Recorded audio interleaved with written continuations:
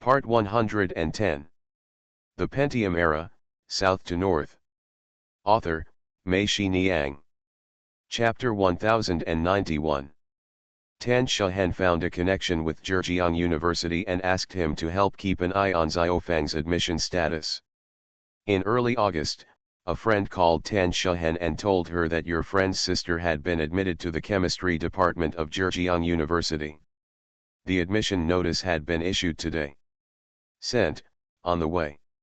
Tan Shahan was overjoyed after hearing this and quickly told Xiao Zhao the good news. Xiao Zhao went crazy when he heard it, hugged Xiao Fang, and both of them burst into tears. Xiao Zhao knew that during this period, Xiao Fang still pretended to be calm on the surface, but she was very anxious in her heart. Xiao Zhao got up in the middle of the night and saw the lights in Xiao Fang's room, so she didn't dare to knock on the door. Xiao Fang's forehead was covered with pimples. After learning the good news, Lu Ligan took it upon himself to celebrate in the evening. He ordered a private room in Xinkaiwan where the two middle partitions could be removed and turned into a large private room with 2 tables. All the good friends came. Wang Minsheng specially made a big cake, wrote Xiaofang's name on the cake, and brought a carton of milk tea with Liu Bang, the emperor of Han Dynasty. Zhang Chen's parents and Xiang Nan Xiangbei also came naturally, and everyone felt indescribably happy. Wu Ziyawai said, "Oh, there is no way. We are still raised by our stepmother. Mail such as the college entrance examination admission notice, which can bring so much happiness to people, should only be sent by the postal service and not by our private express companies. Otherwise, our Chongqing company received it, I immediately asked them to send it back, and we danced the dragon lantern and delivered it to Xiaofang's door." Lu Ligan said, "You can also dance the dragon lantern now." Wu Ziyawai said, "Get up, I will be the dragon, you will be the lamp, and we will dance." Everyone laughed. Hagen and Sister Gihua also came. Sister Gihua looked at Xiaofang and said, "She really looks like Xiao Zhao. I remember the first time I saw Xiao Zhao, she was just like this. She was just a little girl. Fang looks very much like her now." "That's right," Chu Tianlin said, "when I first saw Xiao Zhao, don't tell me, it was really Xiao Fang." In the blink of an eye, Xiang Bei was going to elementary school. Xiao Fang sat there, smiling shyly. She kept drinking milk tea. After finishing 1 cup, Liu Bang, the great ancestor of the Han Dynasty, immediately got her another cup. Liu Bang, the emperor of the Han Dynasty, said, "This Zhejiang University is similar to National Taiwan University. In our Taiwan, getting admitted to National Taiwan University is similar to Fan Jin's passing the examination.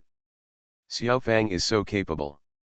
Lin Shuwen looked at Xiaoshu and said, "Xiaoshu, my sister is so awesome, you have to learn from her."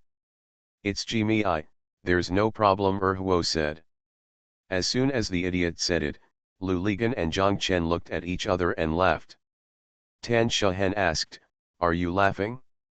Wu Ziyawai remembered it and said, "If Xiaoshu is admitted to Zhejiang University, it will be great. These 2 fakes will be replaced by the real ones." The other people all laughed. They all knew about Zhang Chen and Lu Ligan, fake Zhejiang University and Zhejiang American University. Wang Minsheng and Lin Shuwen did not know. If they were asked, Zhang Chen told them about pretending to be Zhejiang University and Zhejiang American University. Wang Minsheng and Lin Shuwen laughed. "I can prove this. When Zhang Chen came to my place for an interview, he didn't brag that he was from Zhejiang University. He just picked up the pen and drew it for me. I saw it as a talent," Lao Tan said. Zhang Chen's parents heard this and were not convinced. Zhang Chen's mother talked about the past and said that Zhang Chen said that it was so difficult to take the Zhejiang and American exams. He got the first place in all the professional courses, but he just refused to put in a little effort in the cultural courses. If he had used some skill, even if he was just a few points behind, he would have been specially recruited, and he would have gone to Zhejiang and the United States. Unfortunately, the difference was too big. Xiao Zhao smiled and said, I hated English so much at that time, but now I have started to learn English. Fortunately, I didn't go to Zhejiang University to study. Lu Bang, the founder of the Han Dynasty, said, otherwise, I would be a painter now instead of a big boss. That's right. Lu Ligan looked at Zhang Xiangbei and said to him, then your father would not go to the theater, we would not go to Hainan, your father would not know your mother, and then there would be no you. Where did they hide me? Zhang Xiangbei asked. Everyone laughed and cursed Xiang Nan, idiot, then you are nothing but air. Zhang Xiangbei shouted, okay, I am the air. I can fly around and go wherever I want. Huo went to the airport to pick up the WCA factory inspectors and sent them to live in the international building. Both of them came from Hong Kong, a foreigner and a Hong Konger. Zhang Chen was on the phone and wanted to invite them to dinner, but they refused, saying that according to regulations, they cannot accept entertainment from the factory. The two parties agreed to arrive at the Sanbeo factory at 9 o'clock the next day. It was the second-rate guy who went to the international building to pick them up. Zhang Chen and Lin Shuwen went directly to the factory to wait. The two people arrived and got out of the car. Zhang Chen and the others looked at them with surprise. These two people were like two cross-talkers. They were thin and small Hong Kong people and wore glasses. They called themselves Lin Sheng and introduced the foreigner as Benjamin. Benjamin is tall and big, with deep eye sockets, which makes his eyes look very sharp. Zhang Chen thought to himself that he shouldn't be called Benjamin, but Robin Hood. He wears a cape and a hat, isn't he just a knight? Benjamin and Lin Sheng shook hands with Zhang Chen and Zhao Zhigang, and immediately started working. Each of them held a handout folder, starting from the employee dormitory, to the employee canteen, and then to the warehouse and workshop, watching carefully. When they were in the employee dormitory, they focused on checking whether each room in the employee dormitory had a schematic diagram and clearly marked the escape route in case of fire, and then checked whether the fire extinguisher in each room was fully equipped. Then check whether the fire escape and emergency door signs are clear, cut off the power supply, and check whether the emergency lights and emergency indication signs can be turned on in time. When we were in the warehouse, in addition to checking the incoming and outgoing orders, the business license and inspection report of the fabric factory, we also checked the inspection report of their ready-made garments to see whether the fabric ingredients marked on the washing watermark of their ready-made garments were the same as those on the inspection report. Consistent. Of course, we also carefully checked the broken needle records. It took an hour for the two of them to see almost everything that needed to be seen, and checked all the issues that needed to be checked. While checking, they recorded it in the handout folder. Then from the workshop, he invited 5 workers to the conference room. He also declined the participation of Zhang Chen, Lin Shuwen, and Zhao Zhigang, closed the door of the conference room, and held a meeting, asking the workers one by one what they wanted to know. Then, they called several managers except Zhao Zhigang to the conference room and held a meeting, but still declined the participation of Zhang Chen, Lin Shuwen, and Zhao Zhigang. After the 2 meetings, it was already 11 o'clock. Zhang Chen and Lin Shuwen invited them to go back to the city to eat first, but they declined again and said they would eat in the staff restaurant, just like the workers. Lin Sheng asked Zhang Chen, how much does it cost for a meal for you workers? Zhang Chen said no, they are all provided for free. Lin Sheng nodded, took out $10 from his bag, handed it to Zhang Chen, and told him that this was the cost of our Chinese meal. Zhang Chen couldn't laugh or cry as he took the $10. He looked at Lin Shuwen, who nodded. Zhang Chen could only accept it, cursing in his heart, damn, why don't you take advantage of the masses? After lunch, I immediately went to Kiasi and did what I had done in Sanbeo again in Kiasi. At 3 o'clock, it was time to go back to the company. Lin Shuwen quietly told Zhang Chen that for WCA, what lies ahead it's still basic work. The key is to go to the company and the finance department. Zhang Chen nodded and said yes. When they arrived at the company, Lin Sheng and Benjamin went to the finance department, but they still declined Zhang Chen and Lin Shuwen, and only asked Xiao Zhao and Zhao Jingjing to provide them with everything they needed. Xiao Zhao and the others had already prepared it, taking out reports, attendance sheets, pay slips, and other related vouchers in stacks for them to see. They worked in the financial center for more than an hour before returning to Zhang Chen's office for the final meeting with him. Once this meeting was over, the entire factory inspection process was over. In Zhang Chen's office, Lin Sheng and Benjamin sat on one side of the conference table, and Zhang Chen and Lin Shuwen sat on the other side. After sitting down, Lin Sheng was straightforward and told Zhang Chen that we discovered a very major problem when checking employee attendance. "What's the problem?" Zhang Chen asked. "We found that your daily working hours seriously exceed the standard and are far from our requirements," Lin Sheng said. Zhang Chen said, "Yes, your standards are unrealistic." Lin Sheng and Lin Shuwen were both surprised when they heard Zhang Chen's words. Lin Shuwen hurriedly touched Zhang Chen's knee with her knee under the conference table. Lin Sheng translated Zhang Chen's words to Benjamin. Benjamin was also stunned, and then laughed.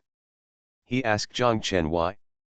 Zhang Chen said, "I don't know what your standards are based on, but what I can tell you is that according to your standards, no factory in China can do it. This is not necessarily because of the factory." "Oh, what other reasons are there?" Lin Sheng asked.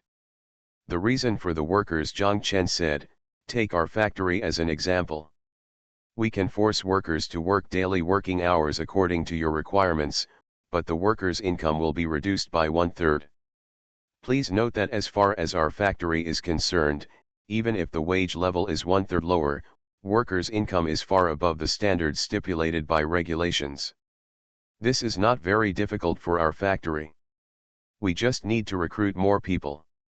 If that doesn't work, some workers will work 2 shifts. The output will not be reduced, and our wage expenditure will not increase much." "Then why not do this?" Lin Sheng asked. "Workers will object, and it will even cause a large loss of workers.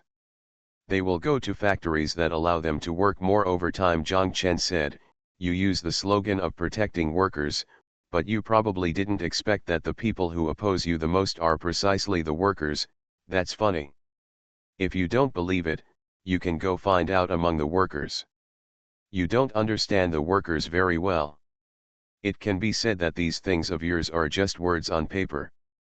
You know that for workers, it is a big deal for them to leave their hometowns, say goodbye to their parents and children, and come to work in the city. Why? They just want to make more money. After making money, they can go home and build a house, and then they can pay tuition and living expenses for their children. Do you think they come to the city to enjoy a happy life? There will be happiness in the city. Do you want to give them a life? Will a person be happy if he leaves his parents, children, and hometown? You think too simply. For them, making money, making money, making money, as long as making money is the most important thing. Whichever factory can't make them make more money, they will leave that factory. This is the reality." After Zhang Chen finished speaking, Lin Sheng also finished translating, and Benjamin fell silent. He closed the handout folder. It seemed that there were still many questions that he didn't want to ask, or felt that there was no need to ask. The 2 people stood up, walked out, and discussed in the garden outside. Zhang Chen looked at Lin Shuwen. Lin Shuwen said with a sad face, "There is no other way, brother, not even God can save you." Lin Sheng and Benjamin walked back and sat down. Lin Sheng and Zhang Chen said, "Mr. Zhang, Benjamin and I just discussed it and we decided that we can end the entire process today. No, if you still have any questions, just ask. If we need to rectify it, just bring it up," Lin Shuwen said. Lin Sheng shook his head, "No need." Zhang Chen looked at the time. It was already past 6 o'clock. Zhang Chen said, "Yes, let's have dinner together." Lin Sheng leaned close to Benjamin's ear and whispered something, and Benjamin nodded. Lin Sheng and Zhang Chen said, "Okay, now that the work is over, let's have dinner together." Lin Shuwen was stunned for a moment, then laughed. Later, when the two of us were together, Lin Shuwen quietly told Zhang Chen that they would not tell us the results of their factory inspection. They would only tell the client who entrusted them, namely Jessica and her company, but brother, they are willing to work together. The results shouldn't be bad.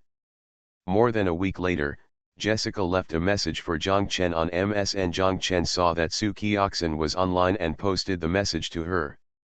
Su Qiaxin first sent a series of smiling faces, and then said, "Mr. Zhang, Jessica said that we have passed the WAC factory inspection. We are one of the few factories that have passed WAC certification in one go. Thank you for your monthly vote. Thanks for all the votes and reading. Have a good evening everyone." The Pentium Era, South to North. Author, Mei Xiniang. Chapter 1092. After the factory inspection, Xiao Zhao accompanied Xiao Fang and Xiao Shu back to Chongqing. Xiao Fang's admission notice had been sent to her home. Xiao Zhao wanted to accompany Xiao Fang to change her household registration, pick up her luggage, and then return to Hangzhou to prepare for registration.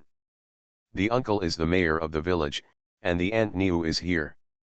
The things Xiao Fang does when she returns to the hometown will go smoothly, but Xiao Zhao still has to accompany Xiao Fang because he feels that growing up is the most important thing for his sister.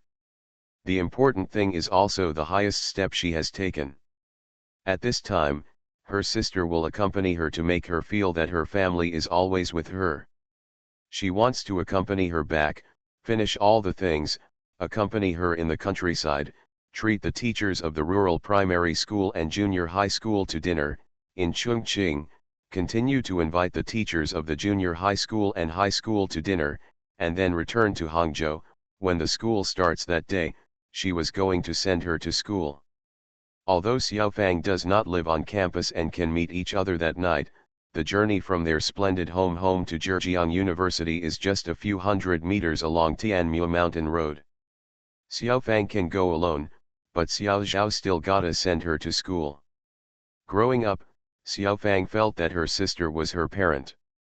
There were many things that she didn't know if she told her parents, and there was nothing they could do if they knew about them. Only by telling her sister would she understand and give her advice. To help her find a way, so whether it is Xiao Fang or Xiaoshu, they both feel that their sister is the head of the family. Including their parents, they seem to have acquiesced to this arrangement. When something happens at home or to Xiao Fang and Xiaoshu, they will also say, "Wait until Xiao Zhao comes back and see what Xiao Zhao says, or you can write a letter to your sister. Ask her." Xiao Zhao took Xiao Fang and Xiao Shu back to Chongqing. He Dongmei gave her car to Xiao Zhao. Xiao Zhao's parents had not returned to their hometown for a long time. This time, the family of 5 simply drove back to the countryside and drove the car to the countryside. Grandma was left to the care of He Dongmei's grandma and grandma. Target Company, after receiving the first 2 cabinets of wedding dresses from Zhang Chen and others, just as Lin Shuwen said, they immediately ordered 6 more cabinets. Lin Shuwen said that they were worried that they would run out of stock. Next, each style, they will all order like this, which will equal to an increase of 60 containers of goods. When this round of goods is shipped, it will be time to order new models. When placing a new style, you don't just try it out, but you order each style directly, fiercely, 10 or 20. The biggest advantage of wedding dresses is that they are not the same as clothing, regardless of season.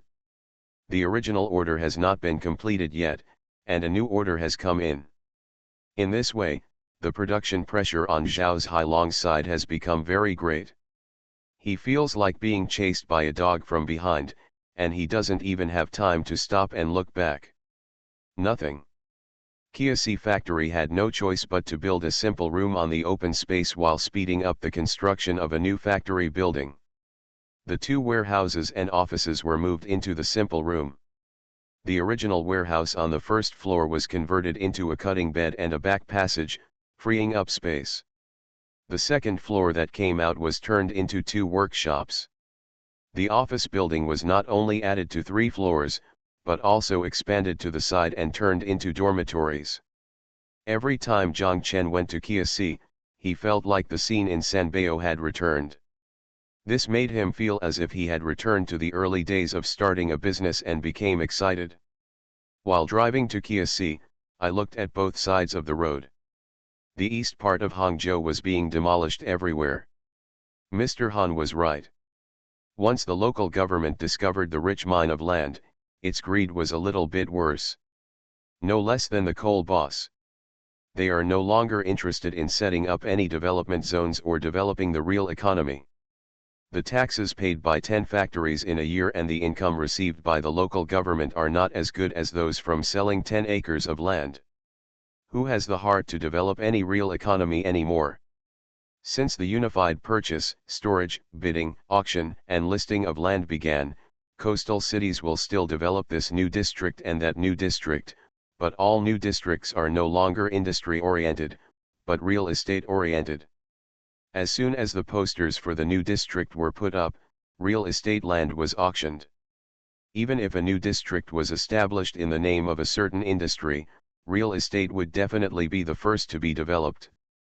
Real estate is gradually devouring the originally planned industrial land, and finally, the entire new district has turned into a complete new real estate district. Mr. Han is right in saying another thing, that is, behind the local government, there are all living people. They all have the same desires and greed, and they rack their brains and deceive others when making profits. And his ability to graft new ideas on top of others is no less than that of a real estate developer. Even during the demolition, the demolished farmers and urban residents suddenly felt that they were facing a more powerful opponent. They seemed more helpless and had a weaker voice. They could only adopt more radical and violent methods to resist. However, no matter how they resist, they will always be defeated in the end. At this time, the local government showed a machine-like expression of indifference, and no longer possessed the attributes of human warmth and kindness. On this point, Mr. Han was wrong again. In Sijiking in Hangzhou, the original Changqing village and Omi village where Hagen and Gihua's family lived have been demolished on a large scale. On Xintang Road and Taiping Menzi Street, the entire Sancha village has been demolished, including Zhang Chen and his friends who first went to buy sewing machines, Wu Zayawai and Wei Venfang, and their first decent logistics warehouse, and the large warehouse of Hangzhou department store on Taiping Menzi Street. They have all been demolished, and the pace of demolition has already reached Wufa village east of Xintang Road.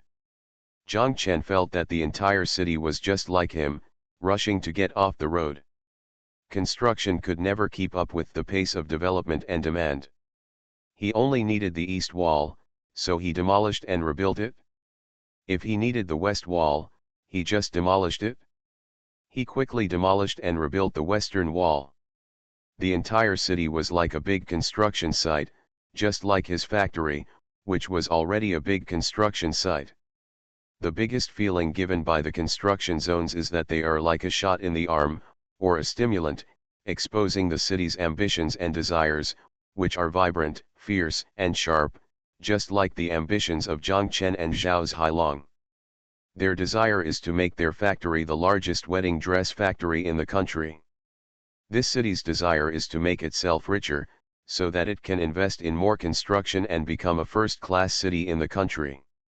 No one can hide their ambitions, and there is no need to hide them.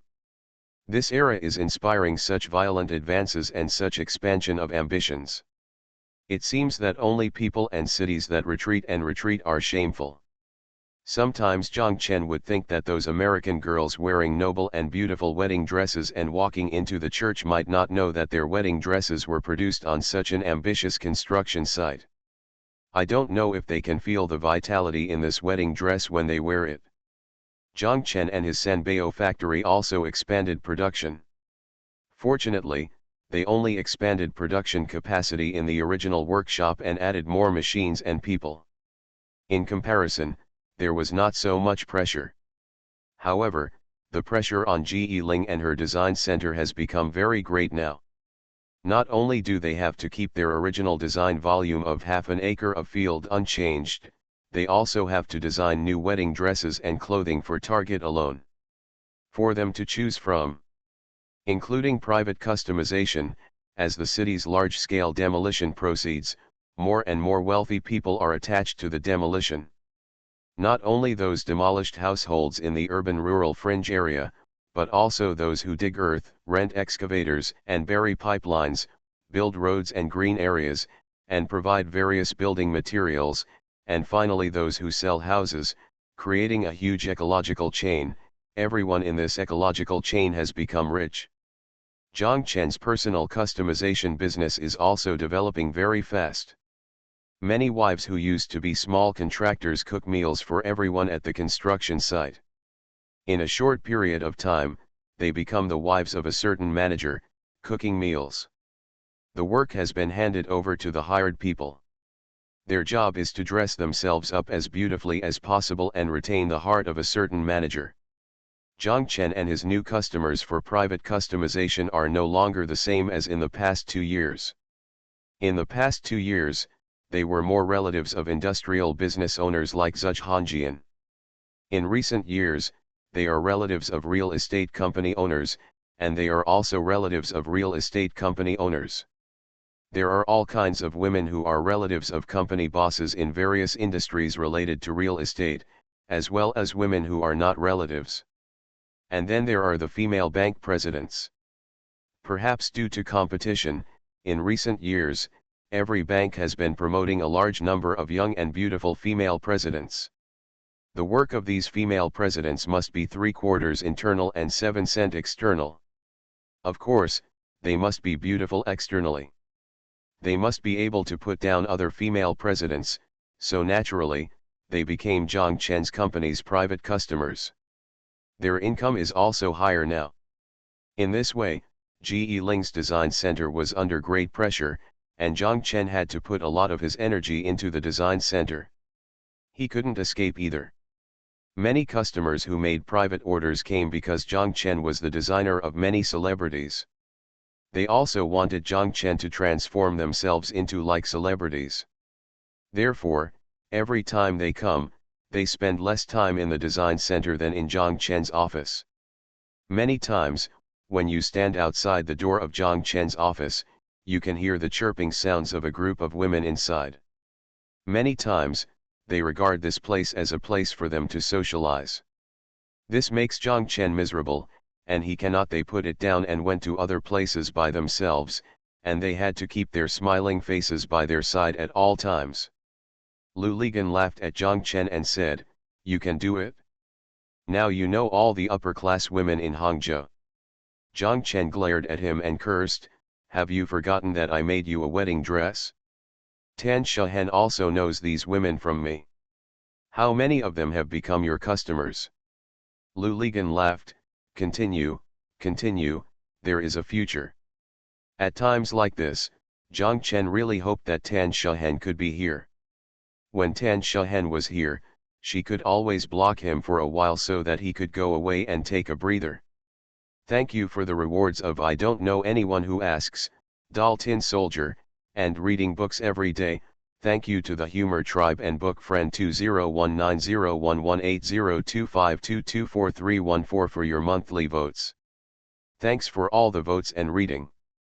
I wish you all good health. You are listening to Novels at Bless Up channel. Wish you happiness and luck. Please subscribe to receive new novels. How do you feel about this novel? Please like and leave a comment. The Pentium Era, South to North. Author, Mei Xiniang. Chapter 1093. Huo walked in from outside the door. He had just returned from Yongcheng. Zhang Chen asked him, how was he? During this time, the second-hand man was traveling between Hangcheng and Yongcheng. He was responsible for building Xiaowu's house. The second-hand guy said it was almost done and he was already painting the interior walls. Such a small project could be completed in 2 days and let it dry for a week before he could move in. Zhang Chen said yes. Instructor, do you want to have some fun when you enter the new house? Asked the second-hand guy. Of course, Zhang Chen said, we will all go when the time comes. Okay, forced to raise, the second-rate scolded, there are still a few people in their village who are nagging and forced to raise. They say that I am Xiaomei's concubine and Xiaomei is kept by me, so they will give it to them. Those who are forced to build a house, you all go and show them that I am not the only one who has Xiaomei's concubine, there are a whole bunch of men and women, scare them to death. Zhang Chen laughed and said yes. When Lu Ligan and Tan Shahen came back in the evening, Zhang Chen told them about the matter. They both agreed to let the second guy set a time and we would all go. Lu Ligan said that one person drove a car and used the car to block the roads in their village. Zhang Chen smiled and said, okay, this time I support your showmanship. After knowing this, everyone else said they wanted to go. Lin Shuwen had never met Xiao Wu, but she heard Lu Bang, the great ancestor of the Han dynasty, talk about Xiao Wu, and she also said she wanted to go. Lu Ligan said yes, if you want to go, just drive your Ferrari. Lin Shuwen said, okay. Even Meng Ping and Qian Fang, after learning about this, rushed over from Nanjing and said they wanted to go together. Meng Ping and Lu Ligan said, Xiao Wu is my comrade. We fought side by side. It was so exciting that time. This time such a thing, how could I not go? What Meng Ping was talking about was the encounter they had with car bandits and road bullies on the way to Gizhu. Before Xiao Wu's family moved into their new house, Xiao Zhao and Xiao Fang also completed the formalities and returned from Chongqing with Xiao Fang's luggage. Xiao Fang also wanted to go with them. Lu Ligan patted his chest and said, okay, go and see the beautiful rivers and mountains in the hometown of your two brothers-in-law. Xiao Fang responded softly, I'm going to see the beautiful rivers and mountains in my nephew's hometown. Everyone couldn't help but laugh. Tan Shahen said, now the intellectual gap between the real Zhejiang University and the fake one is revealed. Huo called Zhang Chen and said that Xiao Wu and his family are very popular in the village. At noon tomorrow, most people in the village will come to drink. The banquet will be at the new house. There will be 5 tables inside and outside the house. There will be 2 tables on the sunbathing field in the village. 18 tables. Zhang Chen said yes. Meng Ping and Qian Fang arrived in Hangzhou a day early. They refused to go out to eat. They had to eat in Zhang Chen's office. As usual, Lu Ligan bought back a lot of seafood. They decided to cook it on the side just like they did in Haikan. The seafood in Hangzhou was quite fresh, but the only drawback was that there was no yellow bell pepper chili sauce as spicy as Hainan. Assorted sauces from Haikan. It still lacks some green tangerines, the sour ones are more enjoyable, Lu Ligan said. Zhang Chen said, soy sauce is different too. In Hangcheng, you just can't buy soy sauce like Haikan. If you want to say that, then there is still half a roast goose and half a Wenchang chicken, Meng Ping said. There is also duck intestines. The pickled duck intestines at Wenming Dongdong Goat Hotpot are so delicious, Jian Fang said. Then I also want to eat fried salted fish and fried duck head, Xiao Zhao said. Tan Shahen looked at them and said angrily, hey, do you want to eat this meal? Or do you want to fly to Haikan to eat right now? I haven't been there anyway, so I just want to go see it with you. Xiao Fang said, I have never been there either, and I really want to go with you. Qian Fang and Xiao Zhao laughed. Qian Fang said, yes, I promise to take you to eat delicious food, and it will be beautiful every day. It's still so beautiful now, Lu Ligan said, many places are gone. The last time I went back with Huo, there weren't even a few hotpots left on Daying Road. Now Haikan has long been, it's not the Haikan it was back then. Meng Ping sighed and said, then let's eat here. I'm afraid that if we go to Haikan, our eyes will be filled with tears of sadness. That's true, Lu Ligan said, anyway, The last time I went to Hiken, I felt quite sad.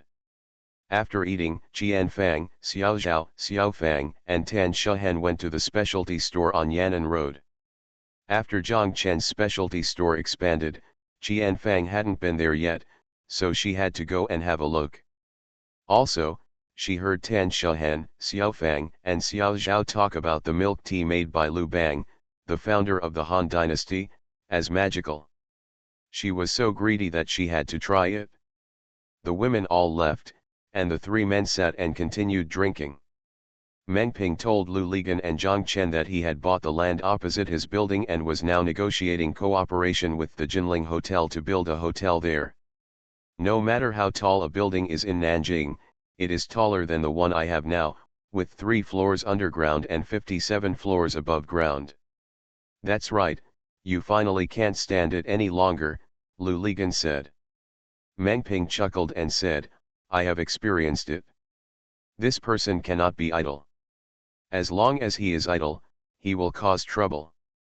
At this point, he really wanted to talk to Zhang Chen, Lu Ligan, and the others about the national heritage, but he held back the words as he was too embarrassed to say it. He couldn't let them laugh and laugh for several years. Every time I think about this now, I feel happy just thinking about it. As long as he didn't tell, he knew that Qianfang would definitely not tell, and he would not be embarrassed by traveling from Nanjing to Hangzhou. He saw the splendid Jiangnan opposite and thought of Lao Ni, so he told them about Lao Ni. Zhang Chen and Lu Ligan laughed. They both said that they didn't expect Lao Ni to be so brave. One side. Lu Ligan said that it seems that this guy really made a lot of money during the Asian financial crisis. Zhang Chen was surprised and asked, how much money can we make due to the financial crisis? Anyway, Chen Yakin is no longer taboo. Lu Ligan thought for a while and told them about Lao Ni and the others. This time they took advantage of the Asian financial crisis to speculate in futures and foreign exchange, and made a fortune by shorting the Korean won and the Japanese yen. Zhang Chen and Meng Ping found it eye-opening after hearing this. Meng Ping had met Ren Rongrong and Chen Yakin when we had dinner together at Tianxiang House last time. He said, I didn't expect those two women to be so powerful.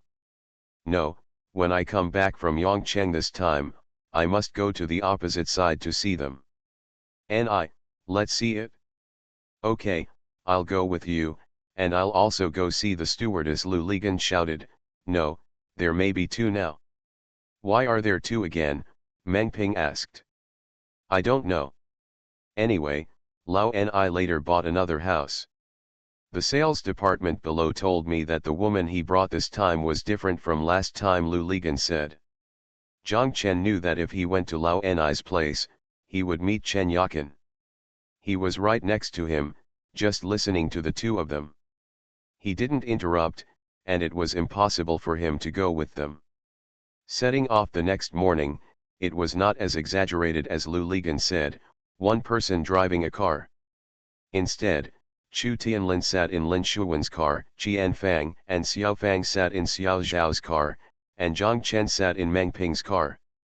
In the car, Lu Ligan and Tan Shuhen drove their Sayabao, Lao Tan and Han Jiaozu Lu Bang rode in Lu Bang's Toyota Cross Country, Wei Venfang and Wu Ziyawai drove their own BMW. Such a convoy is still ostentatious enough, attracting the attention of many passers-by along the way.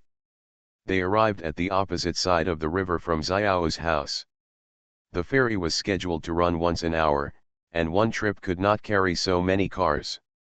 When they arrived, the ferry from here had not long left the shore, and they could still see it.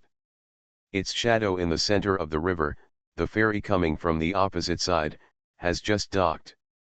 How could they bear to wait for an hour? Lu Ligan and Tan Shuhen went over to negotiate and asked them to leave immediately. They worked overtime and made 2 more trips to send them all to the other side of the river.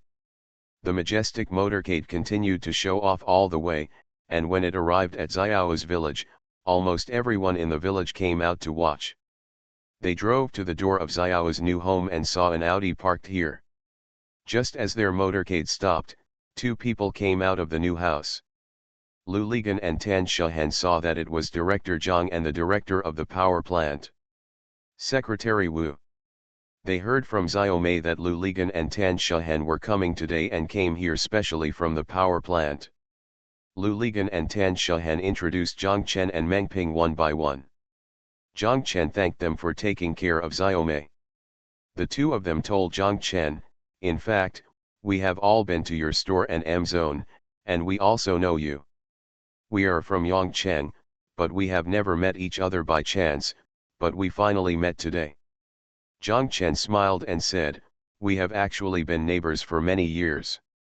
Director Zhang and Secretary Wu were both stunned, not knowing where to start. Tan Shahan said to them, Zhang Chen turns out to be from our troop. Our troop is right next to your dormitory area, separated by a wall. Director Zhang and Secretary Wu suddenly realized and laughed. Zhang Chen said, I don't know how many times I have climbed over that wall. Zhang Chen, Tan Shahan, and Lu Ligan entered the new house and met Xiao Wu's father. When Xiao Wu's father saw them, he was so excited that he didn't know what to say. Tan Shahan quickly told him that Xiao Wu is our younger brother. The people in the troop are like a family, let alone Xiao Wu. Uncle, you must not be polite. Whatever we do is what we should do. Xiaomei pulled Zhang Chen aside and told him that brother Lao Gui was originally going to come today, but he said it was inconvenient and didn't come. He asked me to tell you, it's strange, brother Lao Gui is a man. What's the inconvenience? Zhang Chen laughed. He knew why Lao Gui was inconvenient. He told Xiaomei, I understand, and I will give him a call later. Everyone happily drank the wine that came into the room. It was past 2 o'clock. When Zhang Chen and the others were about to leave, Director Zhang and Secretary Wu refused to let them go. Director Zhang said, let's go, it's rare that so many friends are together today. You must go to our factory to visit. The two Taiwanese compatriots have never been to our place, and these good friends have not been there either. Yes, I must go and see it today. Meng Ping said it was true. When I was in elementary school, I learned about the Xi and Anjiang hydropower station in textbooks, but I had never been there. Really, Director Zhang said, although we are lagging behind now, our status in the history of China's hydropower stations cannot be changed. Let's take a walk when we arrive, we will visit first and then have dinner at our factory's guest house in the evening. Stay in our factory's guest house for one night and leave tomorrow. The environment and conditions of our factory's guest house are quite good, and we have hosted many central leaders. Secretary Wu was more ruthless than factory director Zhang. He said, if you don't go, I will immediately call the factory's fleet to block the road. You don't want to go back to Hangzhou. Everyone laughed, and the Han emperors Liu Bang and Lin Shuwen, as well as Lao Tan Mengping and Qian Fang, really wanted to visit the power plant. Wu Ziyawei, Wei Venfang, Chu Tianlin, and Xiaofang Xiaozhao also wanted to go. There are only 3 people, Zhang Chen, Lu Ligan, and Tan Shahan. They have been there too many times and find it boring, but how can they survive so many people? Then go for it. Thank you for the tip from the third one from top to bottom, 131, on the shore. Thanks for all the votes and reading. Have a good evening everyone. The Pentium Era, South to North. Author, Mei Shi Niang. Chapter 1094. Xiaozhao, Qianfang, and Xiaofang first sent Xiangnan and Xiangbei to Beokuta Experimental School to register. Zhang Xiangbei is a freshman. After registration, Xiaozhao will attend the parent-teacher meeting and Zhang Xiangbei will attend the class meeting. Xiangnan took Qianfang and Xiaofang to visit their school. They circled back to the parking lot and stood waiting for more than 10 minutes. Zhang Xiangbei ended the class meeting first and ran over with a new school bag on his back. Xiaofang asked him, what did the teacher say? Zhang Xiangbei was stunned. He said that I had forgotten it. Xiangnan said, I know. He talked about the difference between elementary school and kindergarten, and then talked about class discipline and learning requirements, right? Zhang Xiangbei said, it seems so. Why does it seem like you stopped paying attention in the first class? Xiaofang asked. Xiangnan understood immediately. She told Zhang Xiangbei, give me your school bag. Zhang Xiangbei covered his school bag and refused to give it to her. Xiangnan pointed at him and said, I'll count 1, 2, 3, will you give it to me? 1, 2. Zhang Xiangbei stuffed his school bag into Xiangnan's arms and shouted, here you go, here you go. He ran away immediately. Xiangnan took out the newly issued Chinese textbook from his school bag and flipped through the pages. Xiaofang and Qianfang looked on beside them, dumbfounded. They saw that all the illustrations in the Chinese textbook were female. Zhang Xiangbei used pencil to draw a pair of glasses and cat whiskers on them. For all the men, he drew beards and wrinkles on them. No wonder he didn't hear anything the teacher was saying. Xiangnan said angrily, I knew he was doing this. Last year, just after my book was sent, he made such a mess on my calligraphy that I even scratched the book with my eraser. Qianfang and Xiaofang laughed. After a while, Zhang Xiangbei came back, but he walked 5 or 6 meters away from them and did not dare to come over. He pointed at him and said to Xiangnan, you can't get through. I'll count 1, 2, 3, 1, 2.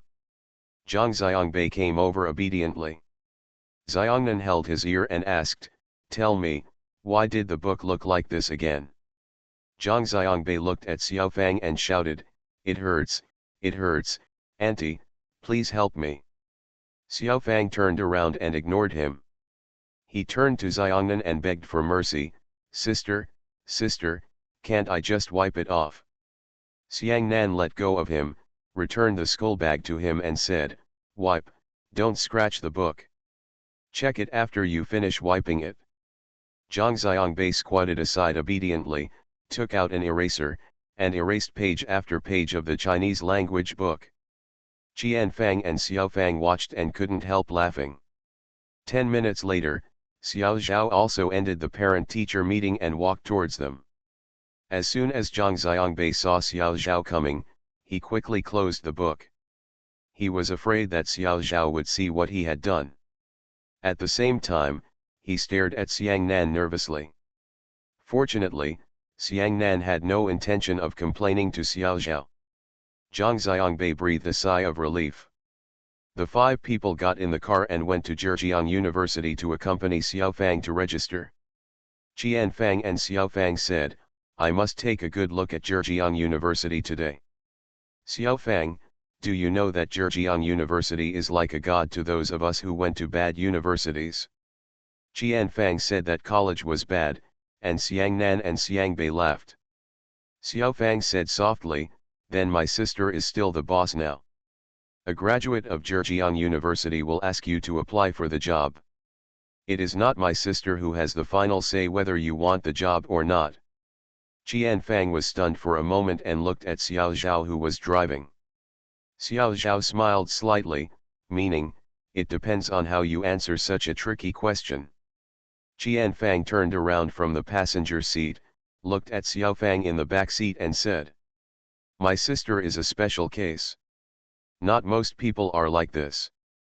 Among her classmates, she is the only one who is the boss. If she is from Zhejiang University, the proportion will definitely be higher than ours.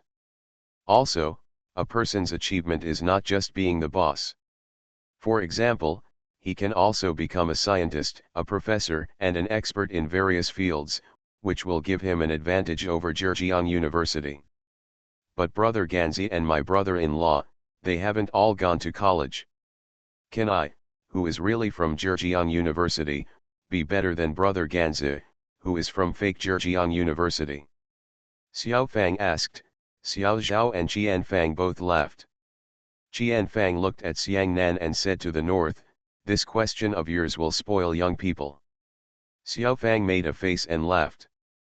Zhang Xiangbei laughed loudly, pointed at Xiangnan and said, you are a teenager.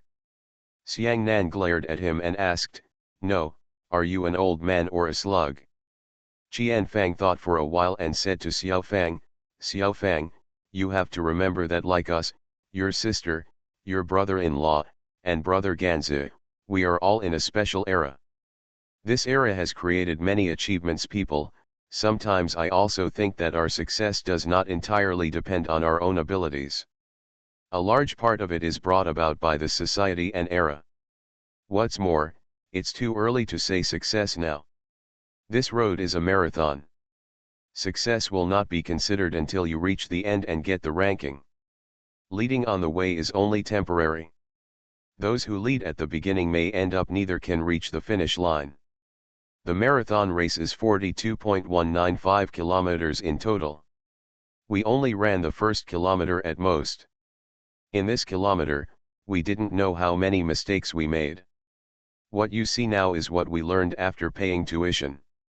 Whether it is a Pole, your brother-in-law, or us, what you see is only our present, and even if we have the present, it is not all based on our own abilities. For example, when we arrived in Nanjing, we didn't have much money, didn't know any big people, and didn't have any connections. The most important thing was that we didn't know how to do anything other than real estate. We had no education or experience. We just can continue to do this. We found an abandoned landfill that no one wanted. They half sold it and half gave it to us. After we got this shabby place, we thought about it. In a place with such inconvenient transportation, we can only build villas and other houses cannot be built. People who can buy villas have cars, so they will buy houses here. I didn't expect that after our villa was built, more and more people would own cars and money. Not long after the villa was sold, the whole real estate industry was booming again. It was impossible for us not to make money. This is not something we can decide at all. You said, is this because we are very capable? No, it is because we were lucky and happened to catch a favorable wind. That's right, Xiao Zhao said. Xiaofang, when your brother-in-law just took over Kuning garment factory, my sister was frightened and thought we were going to die. Didn't even the family know about this? That's what I thought. I dare not tell you, but who knew that this place now earns us so much money every year? That's because my brother-in-law is discerning, Xiaofang said. Xiao Zhao smiled and said, your brother-in-law is not very discerning. He was asked by the leader to take over this factory. Your brother-in-law has a short face and doesn't know how to refuse others. After he agreed, you didn't see that, when he came back and told us about this, his face turned pale. He also regretted it at that time, but regret was of no use and he could only keep going. Sister Qianfang is right. We are just lucky. We have been lucky several times. Of course, we have also worked hard. If you don't work hard, it is useless even if you have luck. It should be said that it is half hard work and half luck. Yes, but the era of relying on luck has passed. There won't be so much good luck in the future. Qianfang took Xiao Zhao's words and said, we just have luck. When we have luck, we encounter luck. Luck when we are unreliable, we already have money and our starting point is higher than others. But Xiaofang, you have to remember that this period is a special period, an abnormal period, and a normal period. You still have to rely on knowledge and your own abilities.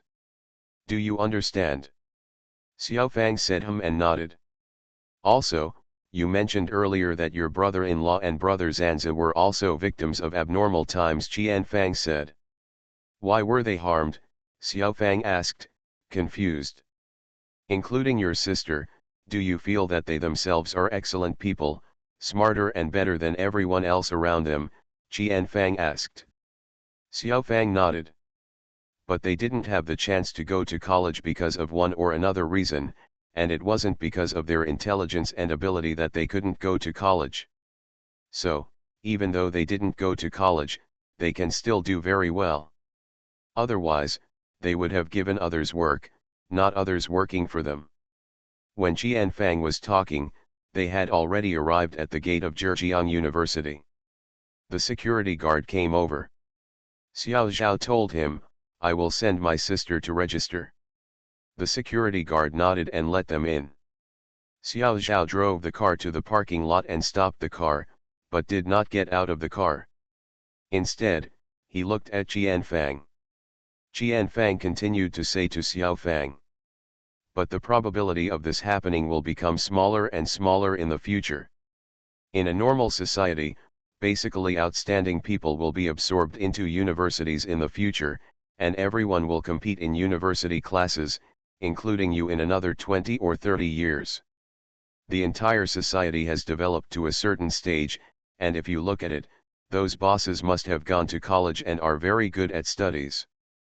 Because whether a person can succeed, learning ability plays a big factor. Only if you have strong learning ability can you catch up and surpass others. Otherwise, you will only be eliminated. The competition in the future will not be between those with knowledge and those without knowledge. Competition, but competition between people at the same level of knowledge. I say this for a reason. Look at the bosses of large companies in developed Western countries. They are not from famous universities, and they are not masters or doctors. The path they have taken is what we are taking now. Remember, Xiao Fang, when you enter society, you will know how important knowledge is." Qian Fang said, and Xiao Zhao nodded. She said, "You haven't seen that when we really work, we immediately feel our own shortcomings, so my sister and Shahan have to take the self-study exam to improve themselves. Your brother-in-law, who hates English so much, is going to go back now. Learning English is very difficult for us now, so you must study hard when you are in school, understand?" Xiao Fang nodded. "Yeah." Xiao Zhao then asked Xiang Nan, "Xiang Bei, did you two hear it too?" Xiang Nan said, "I heard it," and Xiao Zhao, "I don't know if he heard it." Zhang Xiangbei laughed loudly and said, "I heard that my father's face turned pale. He is a white man. Thank you to Dal Tin Soldier and RIRI Shushu for the reward. Thank you Songzhou, WXD 121, Running with a Smile Y, Tianying 1978, and Book Friends 1303201655311765 for your monthly votes. Thanks for all the votes and reading. I wish you all good health. The Pentium Era, South to North. Author, Mei Shi Niang. Chapter 1095. Qian Fang accompanied Xiao Zhao to send Xiao Fang and Xiang Nan to the north to report to school. Meng Ping and Lu Ligan went to Lao Ni's office. Lao Ni was very happy to see Meng Ping, stood up, clapped his hands, and then came over and asked. They went to sit on the sofa. Then water was brought to them. Meng Ping asked, "How is Sci-fi? I heard that you have owned it for a long time." Lao Ni smiled and said, very good, right. Let's have lunch together at home later. I asked Sci-fi to come too. She also wants to thank you. Without you, Lao Meng, we wouldn't have such a result, haha. I might as well be flying in the sky now."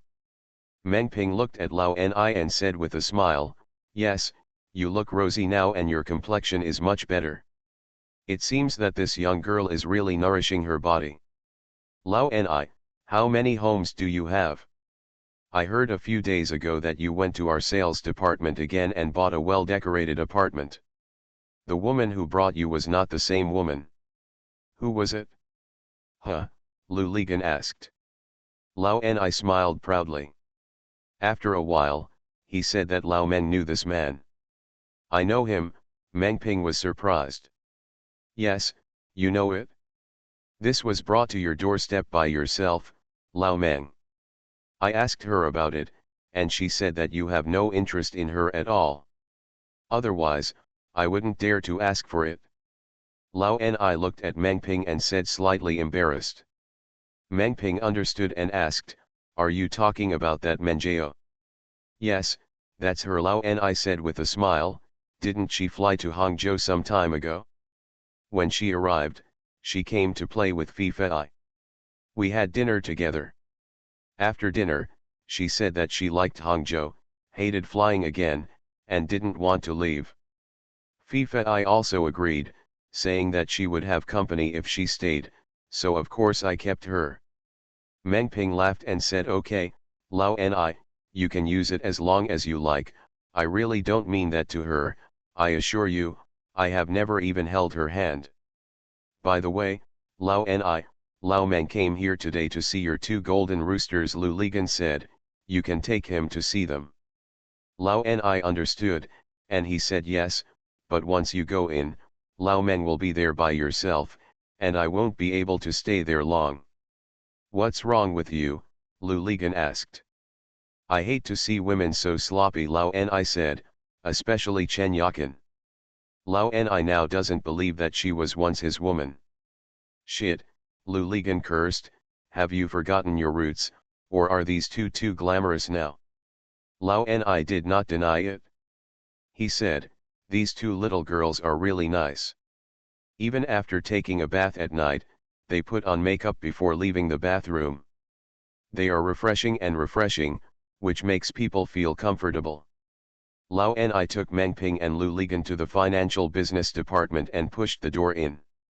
Meng Ping and Lu Ligan saw that there were 5 women inside, 3 of whom were wearing pajamas. This was really not something you would see in an ordinary office situation. But they are not as slovenly as Lao Ni said. It's just that everyone is barefaced and without makeup. That Chen Yakin, even without makeup and wearing pajamas, is still a beauty. She doesn't look sloppy. Lu Ligan feels that she looks lazy and casual, which makes her more attractive. Meng Ping has long been accustomed to this kind of scene. In the past, in Haikan, 3 of the 4 seasons of the year were summer. Everyone wore simple clothes. Even Mr. Han, a guy with an accent, would end up being impressed by the weather in Haikan. Defeated, shorts and slippers appeared, let alone others. Several women in Meng Ping's company, except for socializing outside, dress casually in the company. No one will come to the company anyway. Hainan people talk in tea houses or hotels, never. I am used to being serious and discussing things in the office. In addition, every time I go out and come back, I am covered in sweat. When I return to the company, the first thing I do is to take a shower. After taking a shower, I just stay in the office casually. I don't put on makeup until I have to go out again. Dressed neatly and set off, and came back to take a shower. In addition, they were together almost 24 hours a day. Who would come to Meng Ping's room to discuss things at any night, not face to face and wearing pajamas and nightgowns? Meng Ping was so used to this kind of scene that he actually felt a sense of intimacy with it. Meng Ping, Ren Rongrong, and Chen Yakin had met each other last time when they had dinner at Tianxiang Tower. They all knew each other and did not need Lao Ni to introduce them. Lao Ni just told Chen Yakin and Ren Rongrong that Mr. Meng is very interested in your work. He wants to see how you operate.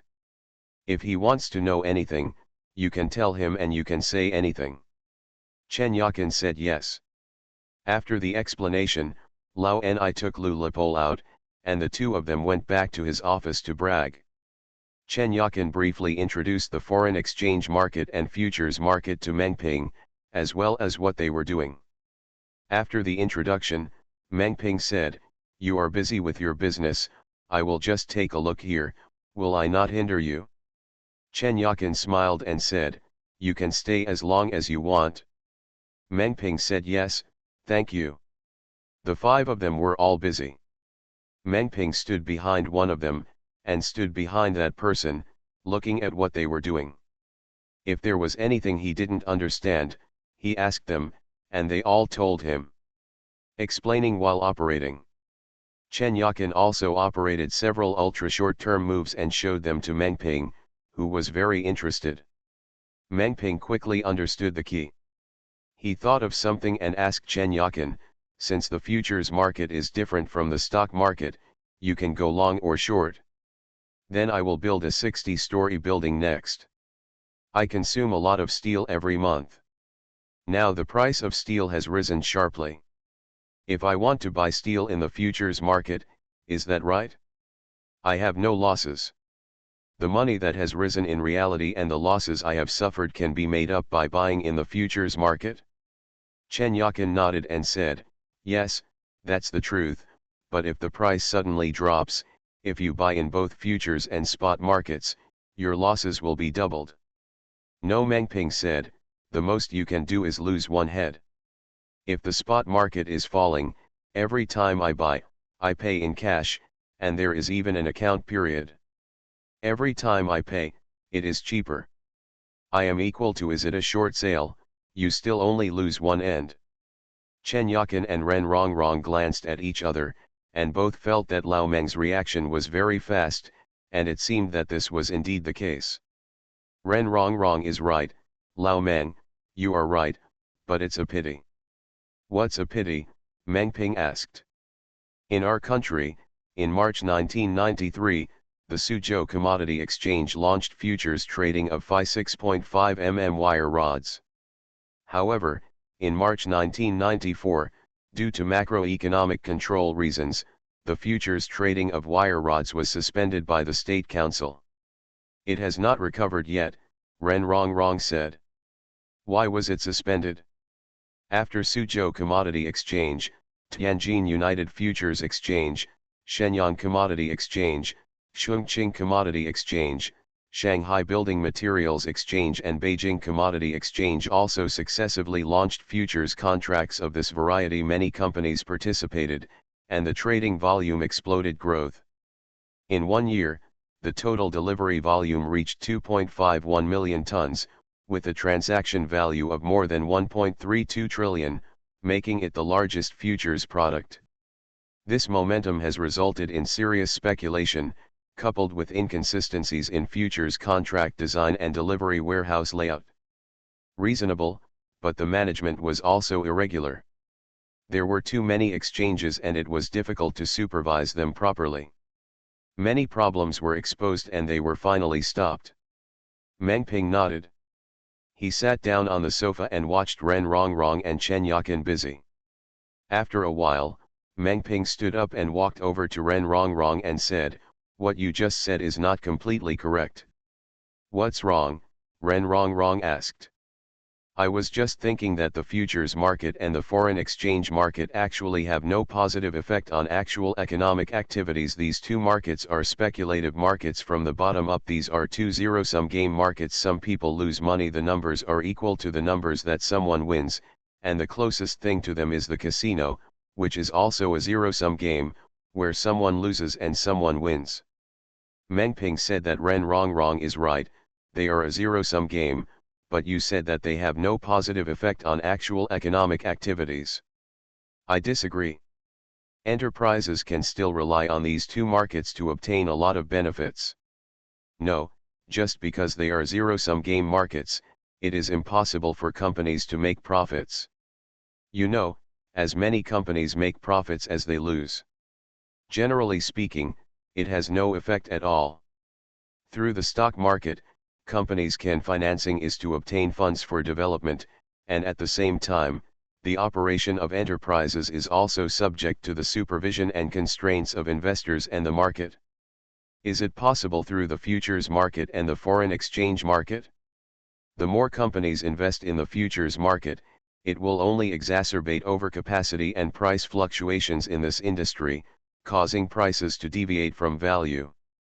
This is the reason why the country must strictly restrict the futures market and the foreign exchange market. To put it bluntly, these two markets are just financial games designed by financial people. Actually, for companies or traders, any product you make is actually the same. The type of futures is the same as the type of currency. It is just a prop. To be more precise, it is like a casino chip. What is it? It's not important at all, you can do it without even seeing crude oil and not knowing what crude oil is, right?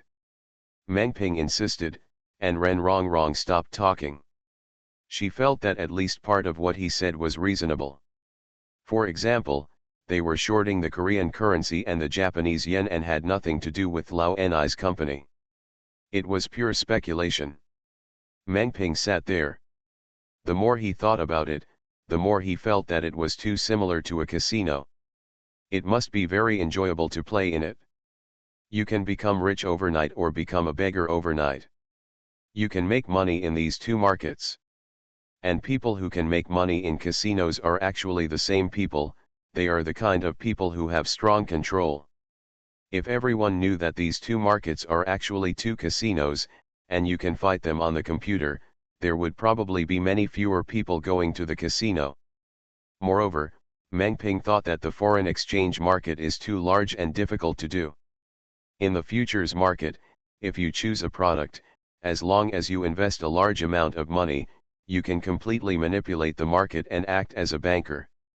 Easier than cheating in a casino. Meng Ping looked at the trading varieties of the three major futures exchanges in Shanghai, Zhengzhou and Dalian, and looked at their daily trading volumes. Meng Ping felt that you can control this variety with about 10% of the capital. Prices are going. Thank you for the tip from the third one from top to bottom, 131 on the shore. Thanks for all the votes and reading. Have a good evening everyone. You are listening to Novels at Bless Up channel. Wish you happiness and luck. Please subscribe to receive new novels. How do you feel about this novel? Please like and leave a comment. The Pentium Era, South to North. Author, Mei-Shi Niang. Chapter 1096. The phone on Chen Yakin's desk rang. She picked it up, listened for a while, said hello, put down the phone, and said to Meng Ping, Lao and I asked you to come over and go out for lunch. Meng Ping stood up and said to Ren Rongrong and Chen Yakin, you two beauties, give me your phone numbers quickly. I can ask you two experts for advice when I need it. Ren Rongrong gave his business card to Meng Ping, and Chen Yakin took her business card. Instead of giving it directly to Meng Ping, she said, next time we go to Nanjing, will you treat us to dinner? Meng Ping said with a smile, okay, I can ask you to do whatever you want, let alone eat. What I say is valid for your entire office. Everyone else in the office applauded. Chen Yakin then smiled and gave Meng Ping her business card. Meng Ping returned to Lao Ni's room. When Lu Ligan saw him, he scolded him, you and Lao Ni are really a couple now. Once you get into the crowd of women, you can't get out. Meng Ping scolded back, are you talking about me or yourself? Lu Ligan smiled and said, people change. I, Lu Ligan, do have stains in history, but now, I am completely pure and pure. Look at Lao Ni, how righteous and aloof he was before, but now he is the king of Furong Kingdom. Lao Ni laughed and said, whenever you regret it, when you reach my age, you will know how good women are. Lao Ni stood up as he spoke, clapped his hands again and said, let's go for a walk and have lunch. When they arrived at the private room of Xi and Kaiwan, they saw that Phi Fei and Menjao were already here, and even the dishes had been ordered. Menjao was a little shy when she saw Meng Ping, but she would be fine soon. Lao Ni told Meng Ping and Lu Ligan to see what other dishes needed to be added. Meng Ping quickly said, no need, there are two smart beauties ordering food, so we don't have to worry about it. Phi Fei and Menjao giggled. Lu Ligan said to Lao Ni, no, Lao Ni, you must let me hug you. I have never hugged a stewardess before. Lao Ni smiled and said, go ahead. Lu Ligan walked behind Phi Fei's seat, hugged her from behind, and exclaimed, it smells so good. Phi Fei giggled. Then he walked up to Menjao, and before he hugged her, he said, it smells the same, Lao Ni, you are so lucky. When Lu Ligan hugged Menjao from behind, Menjao raised her head and rubbed Lu Ligan's face with her head. Lu Ligan sat back in his seat and shouted, okay, I'm satisfied. Thank you Lao Ni and the two stewardesses for fulfilling my childhood dream. The people in the box laughed. Everyone started drinking and chatting. Meng Ping talked about what happened in the morning and his thoughts on the futures market. Lu Ligan was very interested and regretted that he had not stayed in the financial business department with Meng Ping in the morning. Meng Ping then talked about futures betting, and Lao Ni's eyes lit up. He felt that Meng Ping was very inspiring to him. After the Asian financial crisis passed, the currencies of various countries began to stabilize. Lao Ni and the others discussed at their last meeting. Ren Rongrong and Chen Yakin both felt that the foreign exchange market should continue to operate, but the focus should be to start operating the domestic futures market. They felt that with the domestic futures market, as the economic situation improves, this may be the most dynamic and promising market next. From another perspective, diversification of investment is also beneficial. They should invest part of the money originally concentrated in the foreign exchange market into the domestic futures market. Lao Ni believes that their judgment is correct. He can at least understand the domestic futures varieties and can make some judgments. Unlike the foreign exchange market, he is blind and cannot understand anything. Self-made entrepreneurs like Lao Ni do everything by themselves during the entire process of starting a business, and they will not leave their destiny completely in the hands of others. Now, the financial business department's business is so big. Although Lao Ni is very relieved about Ren Rongrong and Chen Yakin, he still feels a little empty in his heart. He feels that if he has to completely stand by and watch, he will not feel at ease. If it switches to the domestic futures market, it is possible for him to participate more, which is what Lao Ni really wants to do. However, on the other hand, after all, foreign exchange speculation has brought him so much profit, and now he is asked to shrink this business. No matter what, he feels a little reluctant to give up. Another important reason is that the money got out with great difficulty. It is very safe in the bank in Hong Kong. Now some of it is coming back. This makes Lao Ni feel a little worried. How many people are coveting him? Money. This part of the money, unnoticed overseas, really makes a fortune in silence. When it comes to China, his old woman will keep an eye on it, and his son and daughter will also keep an eye on it. Later, Lao Ni may make some moves. They no longer have the right to control, and they are annoyed to death. Now Lao Ni is different from before. He has Sci-fi and Menjao. These two people are good looking and fragrant, but when it comes to money, they are not ambiguous at all. The two of them don't ask Lao Ni to divorce his wife now, but relying on him, they are sure that he has already shown his posture. They are both ready to have children with Lao Ni, but Lao Ni has not. How could it be possible with a large amount of money prepared? For Sci-fi and Menjao, their scheming is that as long as they have children, even if Lao Ni is not divorced, he will not be able to escape. How dare he ignore his children who are holding him down? Lao Ni is now in charge of the factory, and his daughter is in charge. Every cent of money in the factory is moved through his daughter. In the company, except for the financial business department, all other parts can be said to be entirely for the factory. As for supporting facilities, even the expenses here are arranged by the factory. Old Ni occupies the general manager's office, but in fact, his daughter is in charge of everyone below. Lao Ni's autonomy has been restricted. The only thing he doesn't let others get his hands on is the financial business department. This is what Lao Ni made clear when he handed over the factory to his daughter. This is a department that belongs only to him.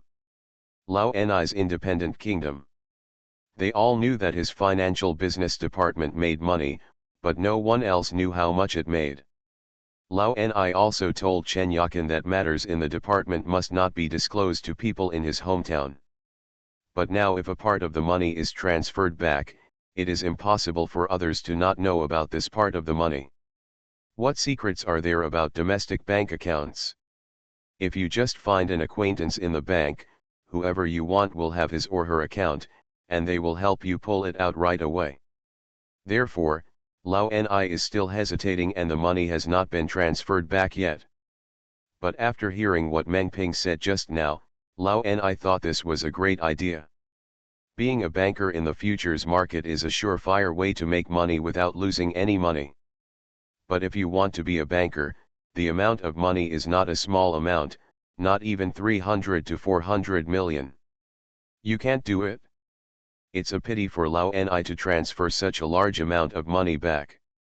Lau Ni looked at Lu Ligan and Meng Ping, and suddenly had an idea. Lau Ni asked them both, "How about it? Let's do it together." Meng Ping and Lu Ligan were startled and looked at Lau Ni. Lu Ligan asked, "Lau Ni, what do you mean?" "That's what Lau Meng said, let's make a bank in the futures market." Lau Ni said, "The three of us will do it together as a partnership."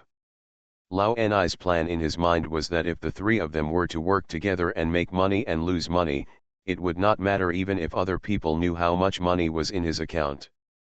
It belonged to three people, not just him. "Who would? If you want to use the money, you can't." "How much does it cost?" Lu Ligan asked. "If you want to be a banker, for small varieties, 3 to 400 million is enough. I think each of us will contribute 1.5 billion, totaling 450 million. "How about opening a joint account?" Lau Ni said. "The operation is just it's better to leave it to Rong Rong and Yakin, they have experience." Lu Ligan shook his head and said, "No, it's okay to get 1 or 2 million, but I can't get more than 100 million. I don't even have enough money to get the land now. There are so many projects, and each project requires money. I don't have that much spare money." Lu Ligan said. Meng Ping looked at him and kept laughing. Lu Ligan cursed, "Why are you laughing? It's not that you don't have so much money, and it's not that you can't take out so much money. It's because you have to transfer so much money that you can't pass the test of being a noble wife, right?" Meng Ping made the point. Lu Ligan chuckled. Lau Ni understood and asked, "The one who sings Wu opera, is it so good? If he's not so powerful, he can be pure and pure now. When he sees a beautiful woman, he only dares to smell her fragrance," Meng Ping said, and Lau Ni laughed. Lu Ligan looked at Meng Ping and cursed, "You are so powerful. Why don't you vote? You and Lau Ni do it together." Meng Ping also shook his head and said, "I can't do it. I really have no money.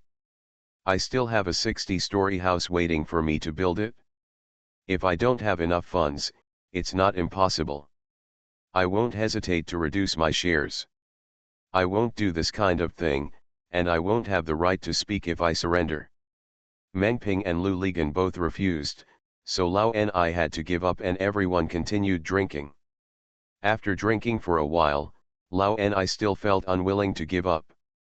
He said to the two of them, "I tell you, it would be a pity if you don't do this. I tell you, there are not many people doing futures now, and the plates are still there. It's not big. 3 to 4 billion can still make it a banker. If the market gets bigger, I'm afraid 1 billion won't be able to hold it back." Meng Ping thought about what Lau Ni said, and it made sense. He had been feeling itchy since the morning. After a while, he asked Lu Ligan, "Pol, tell the truth, do you want to do this?" "Of course I want to do things with you," Lu Ligan said. "I don't know anything about futures and foreign exchange markets. Isn't there an expert like Lau Ni and the two golden roosters below him?" "Okay, if you want to do it, there is actually a way. I don't have to use my capital, and you can bypass your wife," Meng Ping said. "What can we do?" Lu Ligan asked. "I called old Chiao over. I'll lend you a guarantee. For the sake of our two people's reputation, the $3 billion old Chiao will definitely have nothing to worry about. He won't ask for any mortgage from us. It's just a matter of stamping an official seal. Your official seal can always do it, steal it and build it." Meng Ping laughed as he spoke. Lau Ni looked on and shook his head. Lau Ni asked Lu Ligan, "Does the opera singer have shares in your company?" "No, I wanted to give it to her, but she refused to take it," Lu Ligan said. "Is your company yours alone?" Lau Ni asked. Lu Ligan nodded, "Of course. You are a one-man company, and you don't even fart loudly? As a boss, you are pretty good at it, Lao Ni said. You have to let him go secretly, Meng Ping said with a smile. His noble wife is very powerful and she pesters him to death. Look, she doesn't even want shares, but even if she can be the head of the family, this guy has already been ignored. Thank you Quiet Room and Book Friends 2018111015045378 for your monthly votes. Thanks for all the votes and reading. Have a good evening everyone.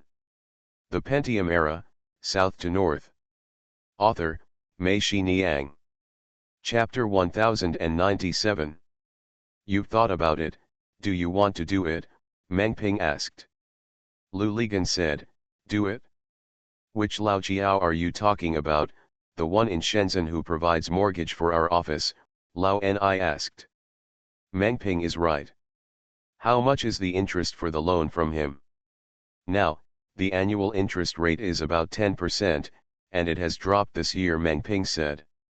Then no, this kind of short-term 1 or 2 years, Lao Ni said, we have many in Kikiao. Those business households in the market now feel that it is not cost-effective to save money in the bank. After the interest rate adjustment on June 10, one day the annual fixed payment is only 2.25, and the monthly interest is less than 2%. We will give you an interest of 5%. As long as I, Lao Ni, open my mouth, the money does not need to be too much. In this way, it will only cost 6 points a year. Lao Ni thought for a moment and continued, that's good. I don't have to transfer the money back from Hong Kong. My company will lend it. You two will guarantee it. How about the three of us borrow 500 million to do this? Okay, in that case, I don't even have to call Lao Jiao. Meng Ping said, looking at Lu Ligan. Lu Ligan said yes, that's it. Okay, I'll contact a few people in the afternoon. I won't accept anything less than 20 million. There are too many people and it's annoying to death. Once I've contacted them, I'll make an appointment. You two come over and we'll go through the formalities for them together. Old Ni said. Meng Ping and Lu Ligan both agreed. Lao Ni breathed a sigh of relief. He thought to himself that this method was the best. In this way, he did not need to move a penny back from Hong Kong. The account in Hong Kong could continue to do foreign exchange, or the external market of futures, and the internal market would be the same.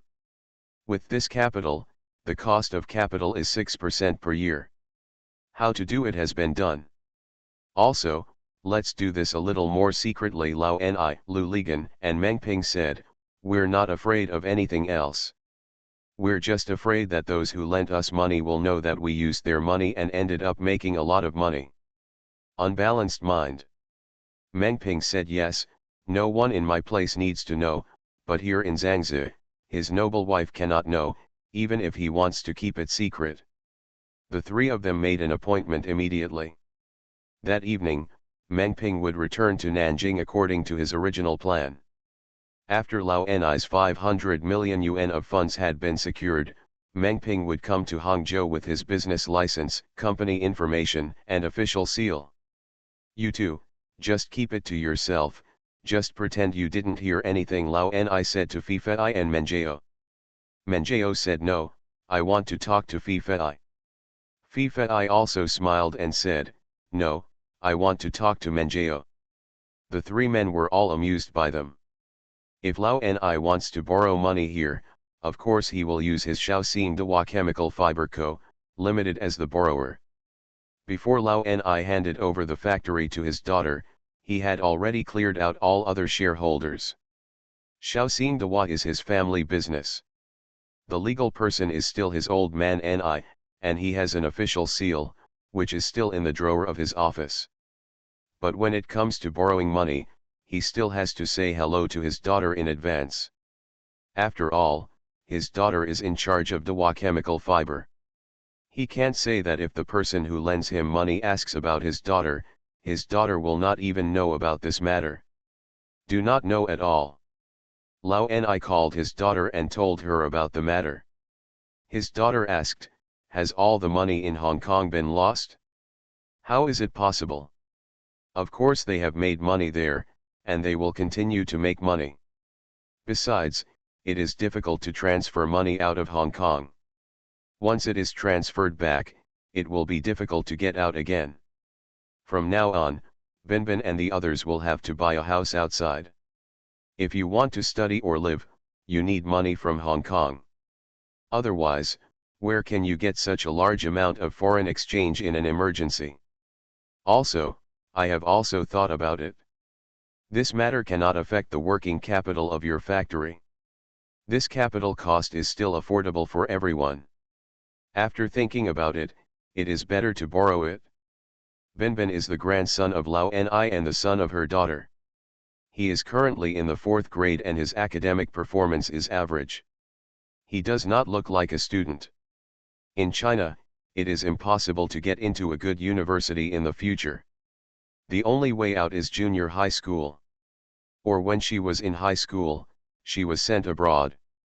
After Binbin was sent away, her father-in-law and mother-in-law had to go over to accompany him, and the whole family had to live outside. Lao Ni and his daughter said that the money in Hong Kong would be reserved for her son to study abroad and buy a house. Lao Ni's daughter softened her heart and asked her father if the other 2 people who were working together were reliable. Spectrum. What do you think? Dad can deal with messy people. 2 of them are stronger than your dad. One is the boss of Zhejiang Jingxiu, the tallest building in Hangzhou, in the center of Hangzhou next to Woolen Square. He is building, and there is another owner who is the owner of the tallest building in Nanjing. Lao Ni told his daughter the names of Lu Ligan's company and Meng Ping's company. There was no need to check Lu Ligan's company. His daughter knew it as soon as she heard it. After checking, it turned out that, as her father said, the tallest 52-story building in Nanjing was built by him. Lao Ni's factory in Qiqiao is already the largest in scale and is considered one of the top bosses in the local area. However, it costs a lot of money to build the factory. After it is built, if it can produce smoothly, it will create benefits. If it stops at there is just scrap metal there, which is actually worthless. Just like the Hangcheng oil refinery. After decades of accumulation, I don't know how much money was invested. However, the factory was sold to Lu Ligan. All the equipment in the factory was dismantled and resold for only a few million. It's equivalent to the money you get from selling scrap steel. And the skyscrapers in the city center are real, and every inch of land is precious. Compared with these 2 people, Lao Ni is the most frustrated among the 3. What else can my daughter say? Of course she agrees. After the daughter was settled, Lao Ni then called a few friends. At that time, there was a group of bosses in Qiqiao fabric market. They started early and shipped large quantities every day. Fabrics from almost all parts of the country were basically wholesaled from Qiqiao. There were many wealthy people in Qiqiao. There are no good investment options. And Lao Ni, whether it is his Dewa chemical fiber or himself, has a very good reputation in Qiqiao. There are almost no people who don't know him. As soon as Lao Ni opened his mouth, there was sure to be no one who didn't buy it. Some people came to Lao Ni on their own initiative after hearing what their friends said. Lao Ni just contacted 7 or 8 people, and he managed to get 500 million together. The biggest one agreed to borrow 120 million by himself. For him, lending this money to Lao Ni was better than leaving it in a bank. The interest rate is more than doubled, which is a great deal. After the money was secured, Lao Ni called Lu Ligan and Meng Ping. Meng Ping had only stayed in Nanjing for 3 days and was coming to Hangzhou again. When Meng Ping arrived in Hangzhou, he went directly to Lao Ni's office. Lu Ligan was already here. The 3 of them signed the cooperation agreement first, signed it, stamped it, and opened the account. Then, Lao Ni's friends came one after another, and each signed a loan agreement with Lao Ni, and a guarantee agreement with Lu Ligan and Meng Ping respectively. Then they called the finance or family members. After depositing the money into the account specified in the loan agreement, they went back to Kikiao. Even Lao Ni asked them to stay for dinner, saying they were too busy at home. In one day, all the procedures were completed, and then it was about Ren Rongrong and Chen Yakin. Ren Rongrong and Chen Yakin, they used to have one boss, but now they have 3 bosses. However, both Ren Rongrong and Chen Yakin are very accepting. They both recognize Meng Ping and Lu Ligan, and they have 2 more bosses. When powerful people are their own bosses, they will be more confident. After finishing the work at Lao Ni's place, Meng Ping and Lu Ligan went to Zhang Chen's office. Zhang Chen is also in the scope of their confidentiality, because Lu Ligan said that as long as Zhang Chen knows, Tan Shehen will definitely know. Zhang Chen will not hide anything from Tan Shehen. Zhang Chen was also surprised to see Meng Ping return to Hangzhou after a few days' absence. Meng Ping could only take out a book of drawings and said that this was his new building and he wanted to listen to their opinions. He also asked Zhang Chen to help him design a building book and asked Chu Tianlin and others to print it. This was Meng Ping Yuan's plan, but time was not so urgent. Now that I'm here, I'll just take it along. Meng Ping asked Zhang Chen and Lu Ligan, by the way, where are they going to go during New Year's Eve this year? When I went back, Su Jiaking and Ye Yulan were asking. They said they hadn't seen each other for a long time and it was best to celebrate the New Year together this year. In the millennium, every place is very busy and they need to book early. Zhang Chen smiled and said, no need, someone has already arranged it, you can just tally up the list. Who? Xiao Zhao, Lu Ligan asked. I originally thought about all of us going to Shanghai together to celebrate the New Year on the Bund. After all, we are also people with properties in Shanghai. Zhang Chen shook his head and said, there is a better place. Zhang Chen, stop pretending, where are you going? Meng Ping asked. Yesterday Qiang called me.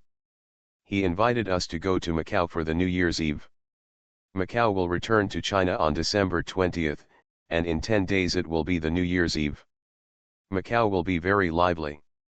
Qiang and Lin Yiyan invited us all, we all go to Macau for New Year's Eve. Great. It really is a better place. If I tell Qianfang and the others, they will go crazy. As soon as Zhang Chen finished speaking, Meng Ping shouted. Lu Ligan also said, go, let's go eat that big frozen crab. Qiang said that he would arrange for us to stay in their casino hotel, and also invited us to play in the casino. He said that small gambling can be fun, Zhang Chen said with a smile. Lu Ligan and Meng Ping looked at each other and laughed, but their laughter was a bit embarrassing. By the way, will Mayor Li go? Meng Ping asked. I haven't seen Mayor Li for a long time. Meng Ping was talking about Li Yong, not only him, but also Zhang Chen and Lu Ligan. They had not seen Li Yong since their last breakup in Guizhou, but Li Yong would definitely call them to greet them every New Year. I have also asked that it is not convenient for Township Chief Li to go. He is not the township mayor now, but the mayor of a county-level city below Qingdao, Zhang Chen said. Thanks to UN11, I don't know if anyone asks, Dal Tin Soldier, and reading books every day for the rewards.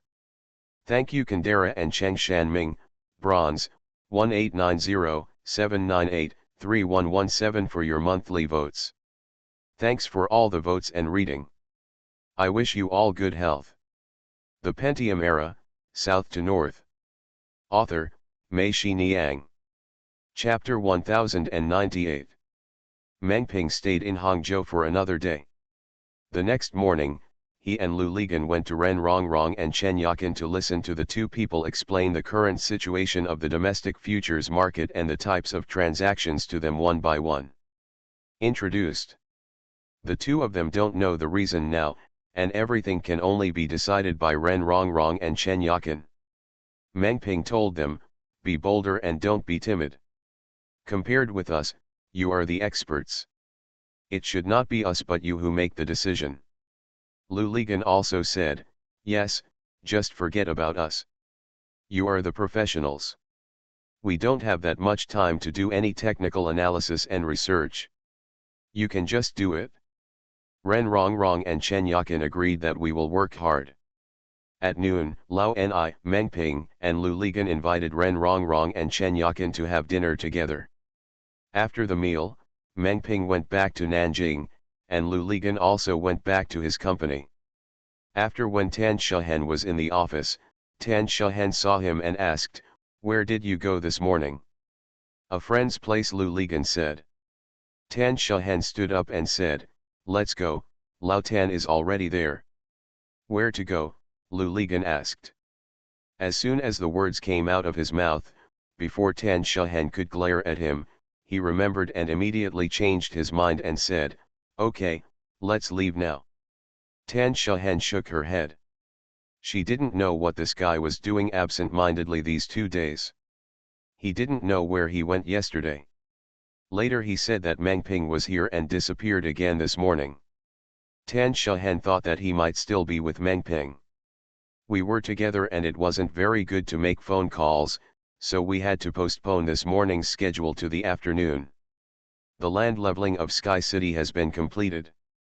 Next, the construction of the main roads and parks in the city will begin. Only after the main roads are built, can we start the construction of each project inside, just like building blocks. Build blocks one by one." Song Chunming suggested that for these main roads, simple construction should be carried out first to make it easier for engineering vehicles and trucks to run on them. Anyway, these roads will definitely need to be reconstructed later. There is no need to spend so much energy and financial resources on it now. It is also a waste to do it. But Lao Tan was worried that the area was filled with backfill soil. Simple construction would not be able to withstand the crushing of so many vehicles. All the roads would be abandoned before winter, and it would be very difficult to carry out road construction in winter. Lu Ligan and the others are going to the site today to see how to solve this problem. By the time Lu Ligan and Tan Shahen arrived at the Sky City Project Preparatory Office, Lao Tan and Song Chunming had already reached an agreement and had a new plan. Their suggestion was to simply do simple construction. There is no need to do this.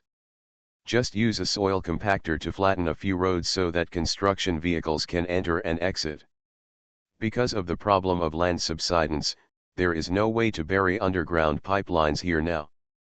We might as well wait until next spring to consider road construction issues.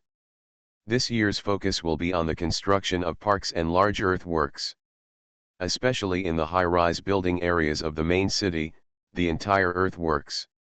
The underground parking garage in that area is connected as a whole, and the underground construction was originally planned to be carried out in one piece. The advantage of early construction there is that the earth excavated there can be used to fill the island in the middle of the lake and the slopes in the lakeside park. In Jacques' design, the entire lakeside park is not flat, but undulating. There are several man-made hills in it. The soil excavated there is filled here, which solves the problem of the source of the soil here and also solves the problem. Where does the excavated earth go? Another advantage of postponing road construction until next year is that it can give these areas more time for natural settlement, and then there will be no problem when the pipelines are dug and buried. But other problems have emerged, that is, after next spring, many projects in the city have already started construction. If we dig and bury pipelines at that time, these main channels will definitely be blocked. The solution we came up with is to open a special channel for construction vehicles to enter and exit. In this way, after next spring, these main roads will undergo permanent construction instead of simple construction. The entire Sky City after completion, these main thoroughfares will no longer need to be rebuilt or renovated. After Lao Tan finished speaking, he reiterated, as long as we open up another road, this problem can be solved. What about you? Do you think so too? Lu Ligan asked Song Chunming. Song Chunming said yes, we discussed this together. Lu Ligan and Tan Shahen ran around the scene and agreed to Lao Tan and Song Chunming's plan. At that time, project construction had no practical experience, and the overall environment and demands were changing too fast. It was just like this: we would change while doing it, and we would change it wherever we did it. Some of them were even it is common for things to be changed immediately after they are finished, and to scrap the parts that have already been done and start over. Lu Ligan's entire city in the sky is similar to Zhang Chen's factory, with hammers here and there, piecemeal. Fortunately, both people and companies are growing, and experience is gradually accumulated. For example, what Lao Wan likes to do most now is to hang out at the construction sites in Lujiazhuai whenever he has time. Take a look at how others are doing construction. Anyway, every construction site has its fellow workers, and there are many ways for them to sneak in. What Lao Wan felt most regretful was that when he arrived in Shanghai, the Jinmao Tower had just opened for use. He had no chance to see how this 88-story building was built. The World Financial Center on the first floor was suspended due to the Asian financial crisis after it started construction in 1997. It is not known when it will resume work. Lao Wan didn't have the chance to see how this 101-story skyscraper was built, but it didn't matter. There were so many skyscrapers in Lujiazhuai and Pudong in general, and they were all worthy of his study. Lu Ligan's Shanghai Splendid Garden project is right next to the Shanghai Futures building in Pudong. Walking along the road in front of the Futures building, about 100 meters away, you will reach the Century Park connecting Lujiazhuai and Century Park Avenue. This is also the main road in Pudong. The end of the road is connected to the Yan'an East Road Cross River Tunnel. Lao Wan drives his car through this tunnel every day, running from Pudong to Puxi, but he is always happy in his heart, because just when their Splendid Harmony Garden project just started construction, it has been stalled for many years. Housing prices in Pudong have begun to rise steadily. Lao Wan feels that as long as this project is completed, Zhejiang Jinxiudadi Real Estate Co., Limited will be able to establish a foothold in Shanghai. How can Lao Wan not be happy? Their project is the commercial housing project closest to Lujiazhuai in Pudong. Although there are many communities between them and Lujiazhuai, those communities are all old communities. Yes, although Pudong has not been developed for many years, the development speed of Pudong as a whole is so fast that these communities that are less than 10 years old have been ruthlessly turned into old communities. These communities are basically occupied by demolished households. The houses in the communities are all 5 or 6 stories high. Although the houses are still new, you can see the skyscrapers rising from the ground in Lujiazhuai from your balcony. The feeling of being squeezed is real. People living in those communities also feel that compared with the rapid changes in Lujiazhuai, they are getting old rapidly. As for Lu Ligan's Splendid Peace Garden, all the buildings in the community are 33 stories high. Even if they are placed next to the 37-story Futures building next to them, they don't feel aggrieved. The scale of the community is large enough, with a total of 26 buildings, so their community quickly became a project that attracted everyone's attention. If it weren't for the current regulations, pre-sales can only start when the above-ground building reaches the 3rd floor. Lao Wan feels that if they start pre-sales at plus or minus 0, as they did in the past, it is guaranteed that the houses in the entire community will be sold. Sold out immediately. 26 buildings will be started and constructed at the same time, but when they are sold, they will be divided into 3 phases. This is mainly because you must take into account the need to collect funds. You cannot not sell one building, but you must also take into account that every week now with rising house and land prices, you can't sell too quickly. Once the property is sold, it's gone, and it will be too late to regret it. So they divided these 26 buildings into 3 phases of 10, 10, and 6. If we look at the first 10 buildings now, we can basically get back the land and construction costs of the entire project. The 10 buildings in the middle are the profits, too. With the development funds of their Puxi project, the last 6 buildings are not so eager to be sold and will be sold at a price. Another reason why Lao Wan sometimes laughs out loud while driving is that it is getting closer and closer to October 1st. October 1st is the day when he and Zheng Huiyang get married, and both of them are very busy. There is no time to prepare for the wedding, but they do not need to prepare it themselves. Zhang Chen and Lu Ligan have already prepared it for them.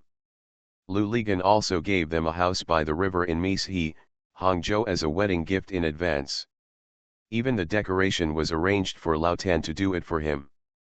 As long as Zheng Huiyang had time every day, she would go there and buy some more.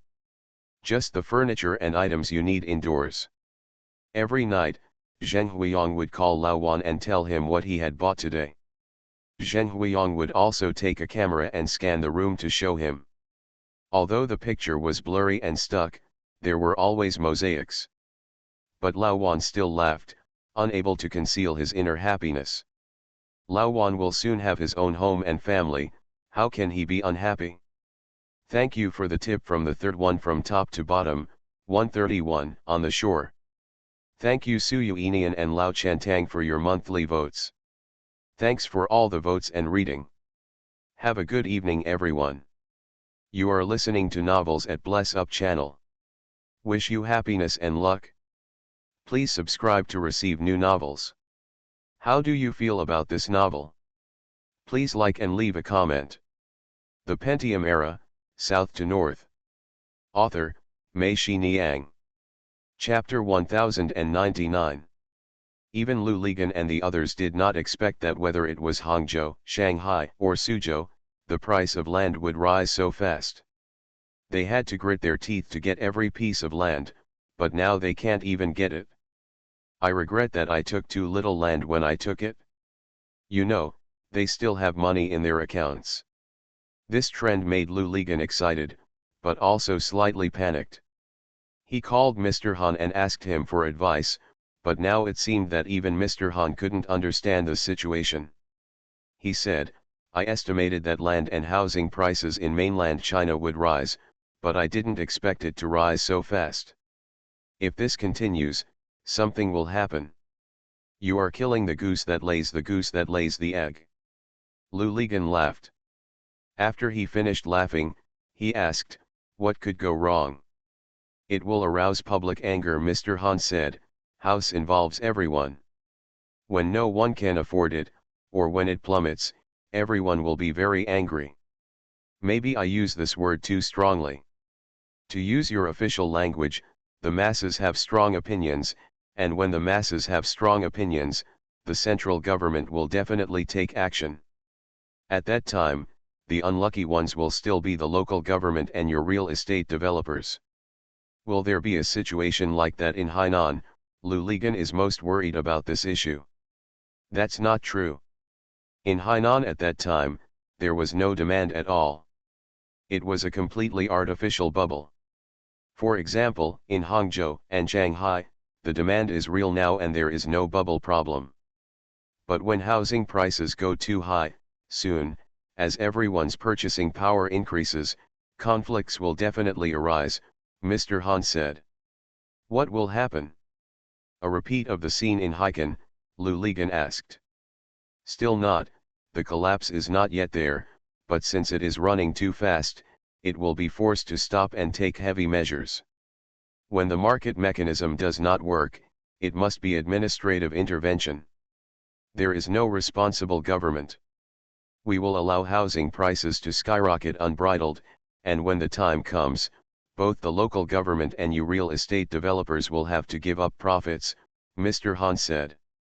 Then we're not afraid, Lu Ligan said. It's not just a matter of making less money. If it doesn't collapse, we're not afraid. What Lu Ligan said was true. Every time he saw land and housing prices skyrocketing, he would worry about whether the scene in Haikan would happen again. He would even dream about it at night. He stood seeking truth.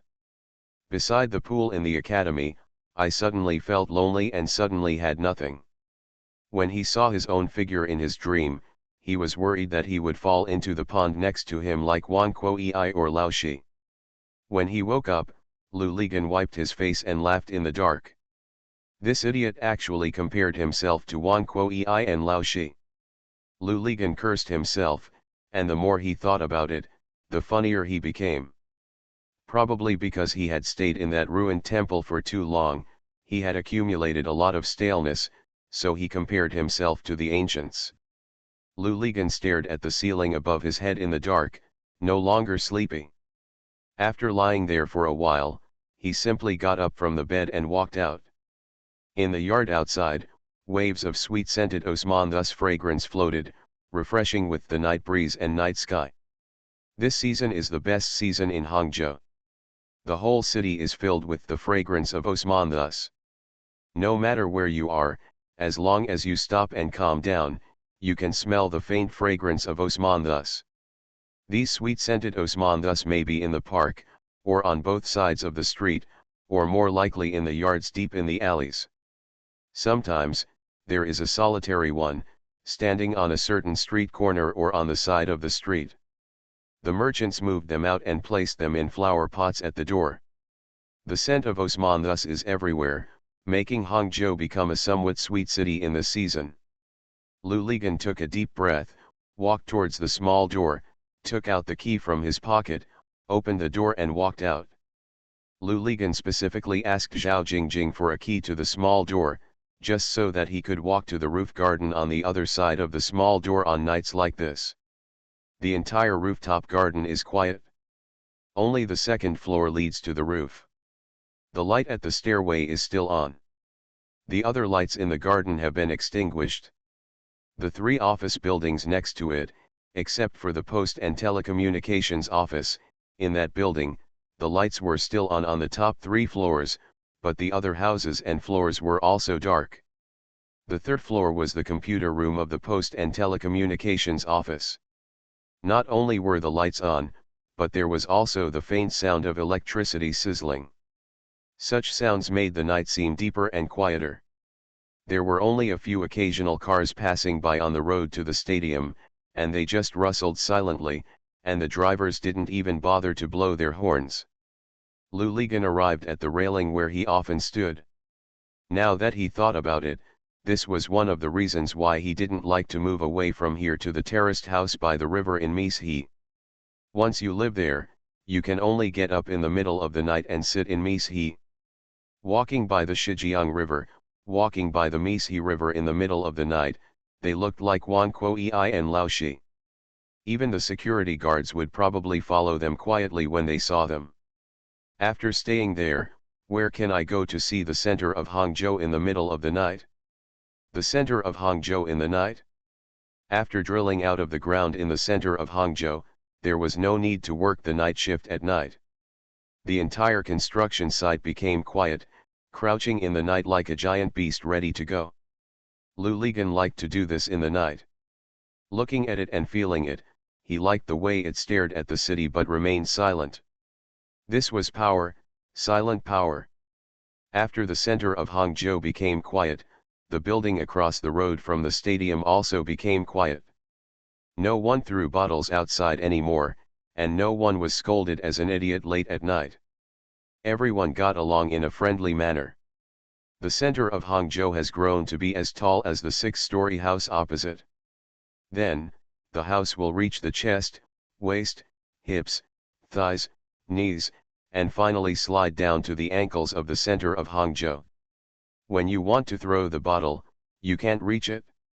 Luli was smoking a cigarette, and the smoke flickered in the dim light. Next door, the courtyards of the 2 office buildings are deserted and empty. All the people who were busy during the day have now fallen asleep. That is their dreamland, not my Luligan's. Luligan, like this time. Leaning on this railing and smoking, the fireworks flickered on and off. In the yard of the Post and Telecommunications building next door, a security guard, probably tired of staying in the security room, walked out. He was a little far away. He didn't see Luligan. He was alone in the yard, kicking an empty box on the ground. Occasionally, and also sang a line or two loudly, intermittently, turning a good song into a string of sausages, piece by piece. Luligan thought of the ghost in Binya village who played billiards every day when he was in Hiken. He just liked this. While playing billiards, he would say a few sentences. He didn't know if this ghost was still there. Lu Ligan suddenly thought of Lu Yun again. It had been a long time, and there was no news about her at all. He didn't know where she would go. Nanjing is now a city that Lu Ligan is very familiar with, but there is no Lu Yun in Nanjing. Lu Yun, when leaving Haikan, he told him that he was going to Nanjing, but as soon as Lu Yun flew away, he didn't know where he went. Just like Zheng Wei flew to no one knows where he went, just like Huang Meili disappeared from Seattle and no one knew where he flew to. That laughter reminded me of my flowers quietly blooming for me in every corner of my life I thought I would stay by her side forever today we have left in the vast sea of people them are they all old, where are they? Lu Ligan remembered the very nice song Those Flowers from the album I Go to 2000 released by Pu Shu just this year. Yes, these flowers that once belonged to me, Lu Ligan, have not aged. But where are they? Lu Ligan thought that Lu Yun said that the ghost in Binya village was a singer who was delayed by billiards. Lu Ligan thought to himself whether he was Wan Kuo-ei and Lao Shi who was delayed by real estate. He didn't know, but he knew that Wan Kuo-ei Lao Shi must have been unpeaceful that night. Unlike himself, in the half-darkness, although he was thinking wildly, his mind was calm. He walked over from his room and stood here, looking at the office building next door and the center of Hangzhou. After smoking a few cigarettes, he would go back to his room and continue to do whatever he had to do when he got up tomorrow. The security guard no longer kicked the cardboard box, but stood there alone, landing on one foot from time to time, and then suddenly turned a circle to the right, and then suddenly turned a circle to the left. Probably even he himself didn't know what he was doing. When people are alone in the middle of the night, they always make some strange movements that make them feel surprised during the day. Just like Wan Kuo-ei and Lao Shi, they plunge into the eternal night while walking, just like Haize walked and lay down on the railway track. People rarely end their own lives during the day, but at night, when no one is sure, it's hard to tell. Lu Ligan walked along the railing and reached the top of the post office yard. Lu Ligan called out hello. The security guard raised his head and Lu Ligan asked, "It's so late, why don't you go to bed?" After asking, Lu Ligan laughed. He should have asked him this. He was at work, and you were the one who stayed up so late and ran to the rooftop garden. Sure enough, the security guard said, "There's nothing I can do, go to work." Lu Ligan said, "Thank you for your hard work, come and smoke." He threw down half the pack of cigarettes in his hand, and some of them scattered in the air. While saying thank you, the security guard bent down and picked up the cigarettes on the ground. When he straightened up, he looked at the roof of the building. There was no one on the roof anymore. What a ghost! The security guard muttered, but looking at the cigarette in his hand, it was real. He clicked his tongue excitedly. "Thank you to Zizhewu, San Ran Daxia, Lu, Pai Wuzun, and Huaxin Yongshao for your monthly votes. Thanks for all the votes and reading. I wish you all a happy life." The Pentium Era, South to North. Author, Mei Shi Niang. Chapter 1100. In the back-shaped classroom of Baokuta Experimental School, the building in the front is for the classrooms of grades 1 to 3, and the building behind is the classrooms of grades 4 to 6. The front of the classroom and the heaven in the middle are the outdoor areas for the students. The activity place, the wide passages on both sides of the zigzag, is an indoor activity place for students on rainy days. There are 3 table tennis tables placed in the passages on both sides of each floor for students of each grade to play for a while during the short break. When the first class in the morning was over, Xiangnan walked from the classroom on the second floor to the first floor to find Zhang Xiangbei. Zhang Xiangbei's milk was still in her school bag, so she took it to him. When Xiangnan arrived at the classroom of class 1, 2, on the first floor, he did not see Zhang Xiangbei. He stood in the corridor at the entrance of the classroom and looked at the small playground in front.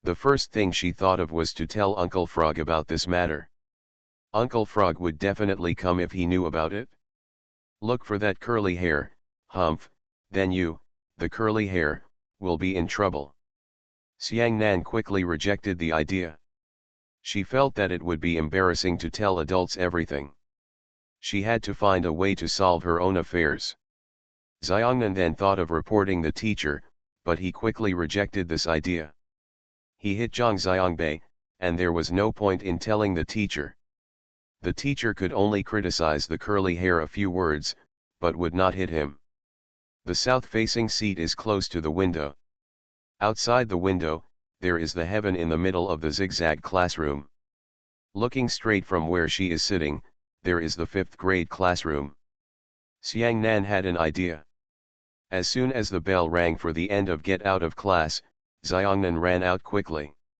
She ran to the 1st grade table tennis activity area on the 1st floor. She didn't see curly hair, nor Zhang Xiangbei, but after a minute or two, curly hair came out. Mao and his classmates showed up. When they arrived, they walked to a table and drove away the first-year classmates who were playing ball. Xiang Nan walked to the heaven at the back and saw a fat man coming down from upstairs. Xiang Nan didn't know this fat man, but he looked familiar. He could be seen in the 5th grade corridor every day. Xiang Nan walked over and asked, "Brother Fatty, are you in 5th grade?" The fat man said as he walked, "Yes." "Brother Fatty, can you do somersaults?" Xiang Nan followed up and asked. The fat man laughed loudly, waved his hands and said, "I can't do somersaults, I can roll on the playground. I can turn, and it's a very advanced somersault, backwards flip," Xiang Nan said. The fat man stopped, looked at Xiang Nan up and down, and asked dubiously, "Really?" Xiang Nan nodded, "Really, fat brother, do you want me to turn it over for you?" "Okay, you can turn it over. If I fail, can you promise me something?" Xiang Nan asked. "What's going on?" Fatty asked. Xiang Nan pointed his finger and said, "Follow me to the table tennis table over there." "What are you going for?" "If you don't want to do anything, just come with me."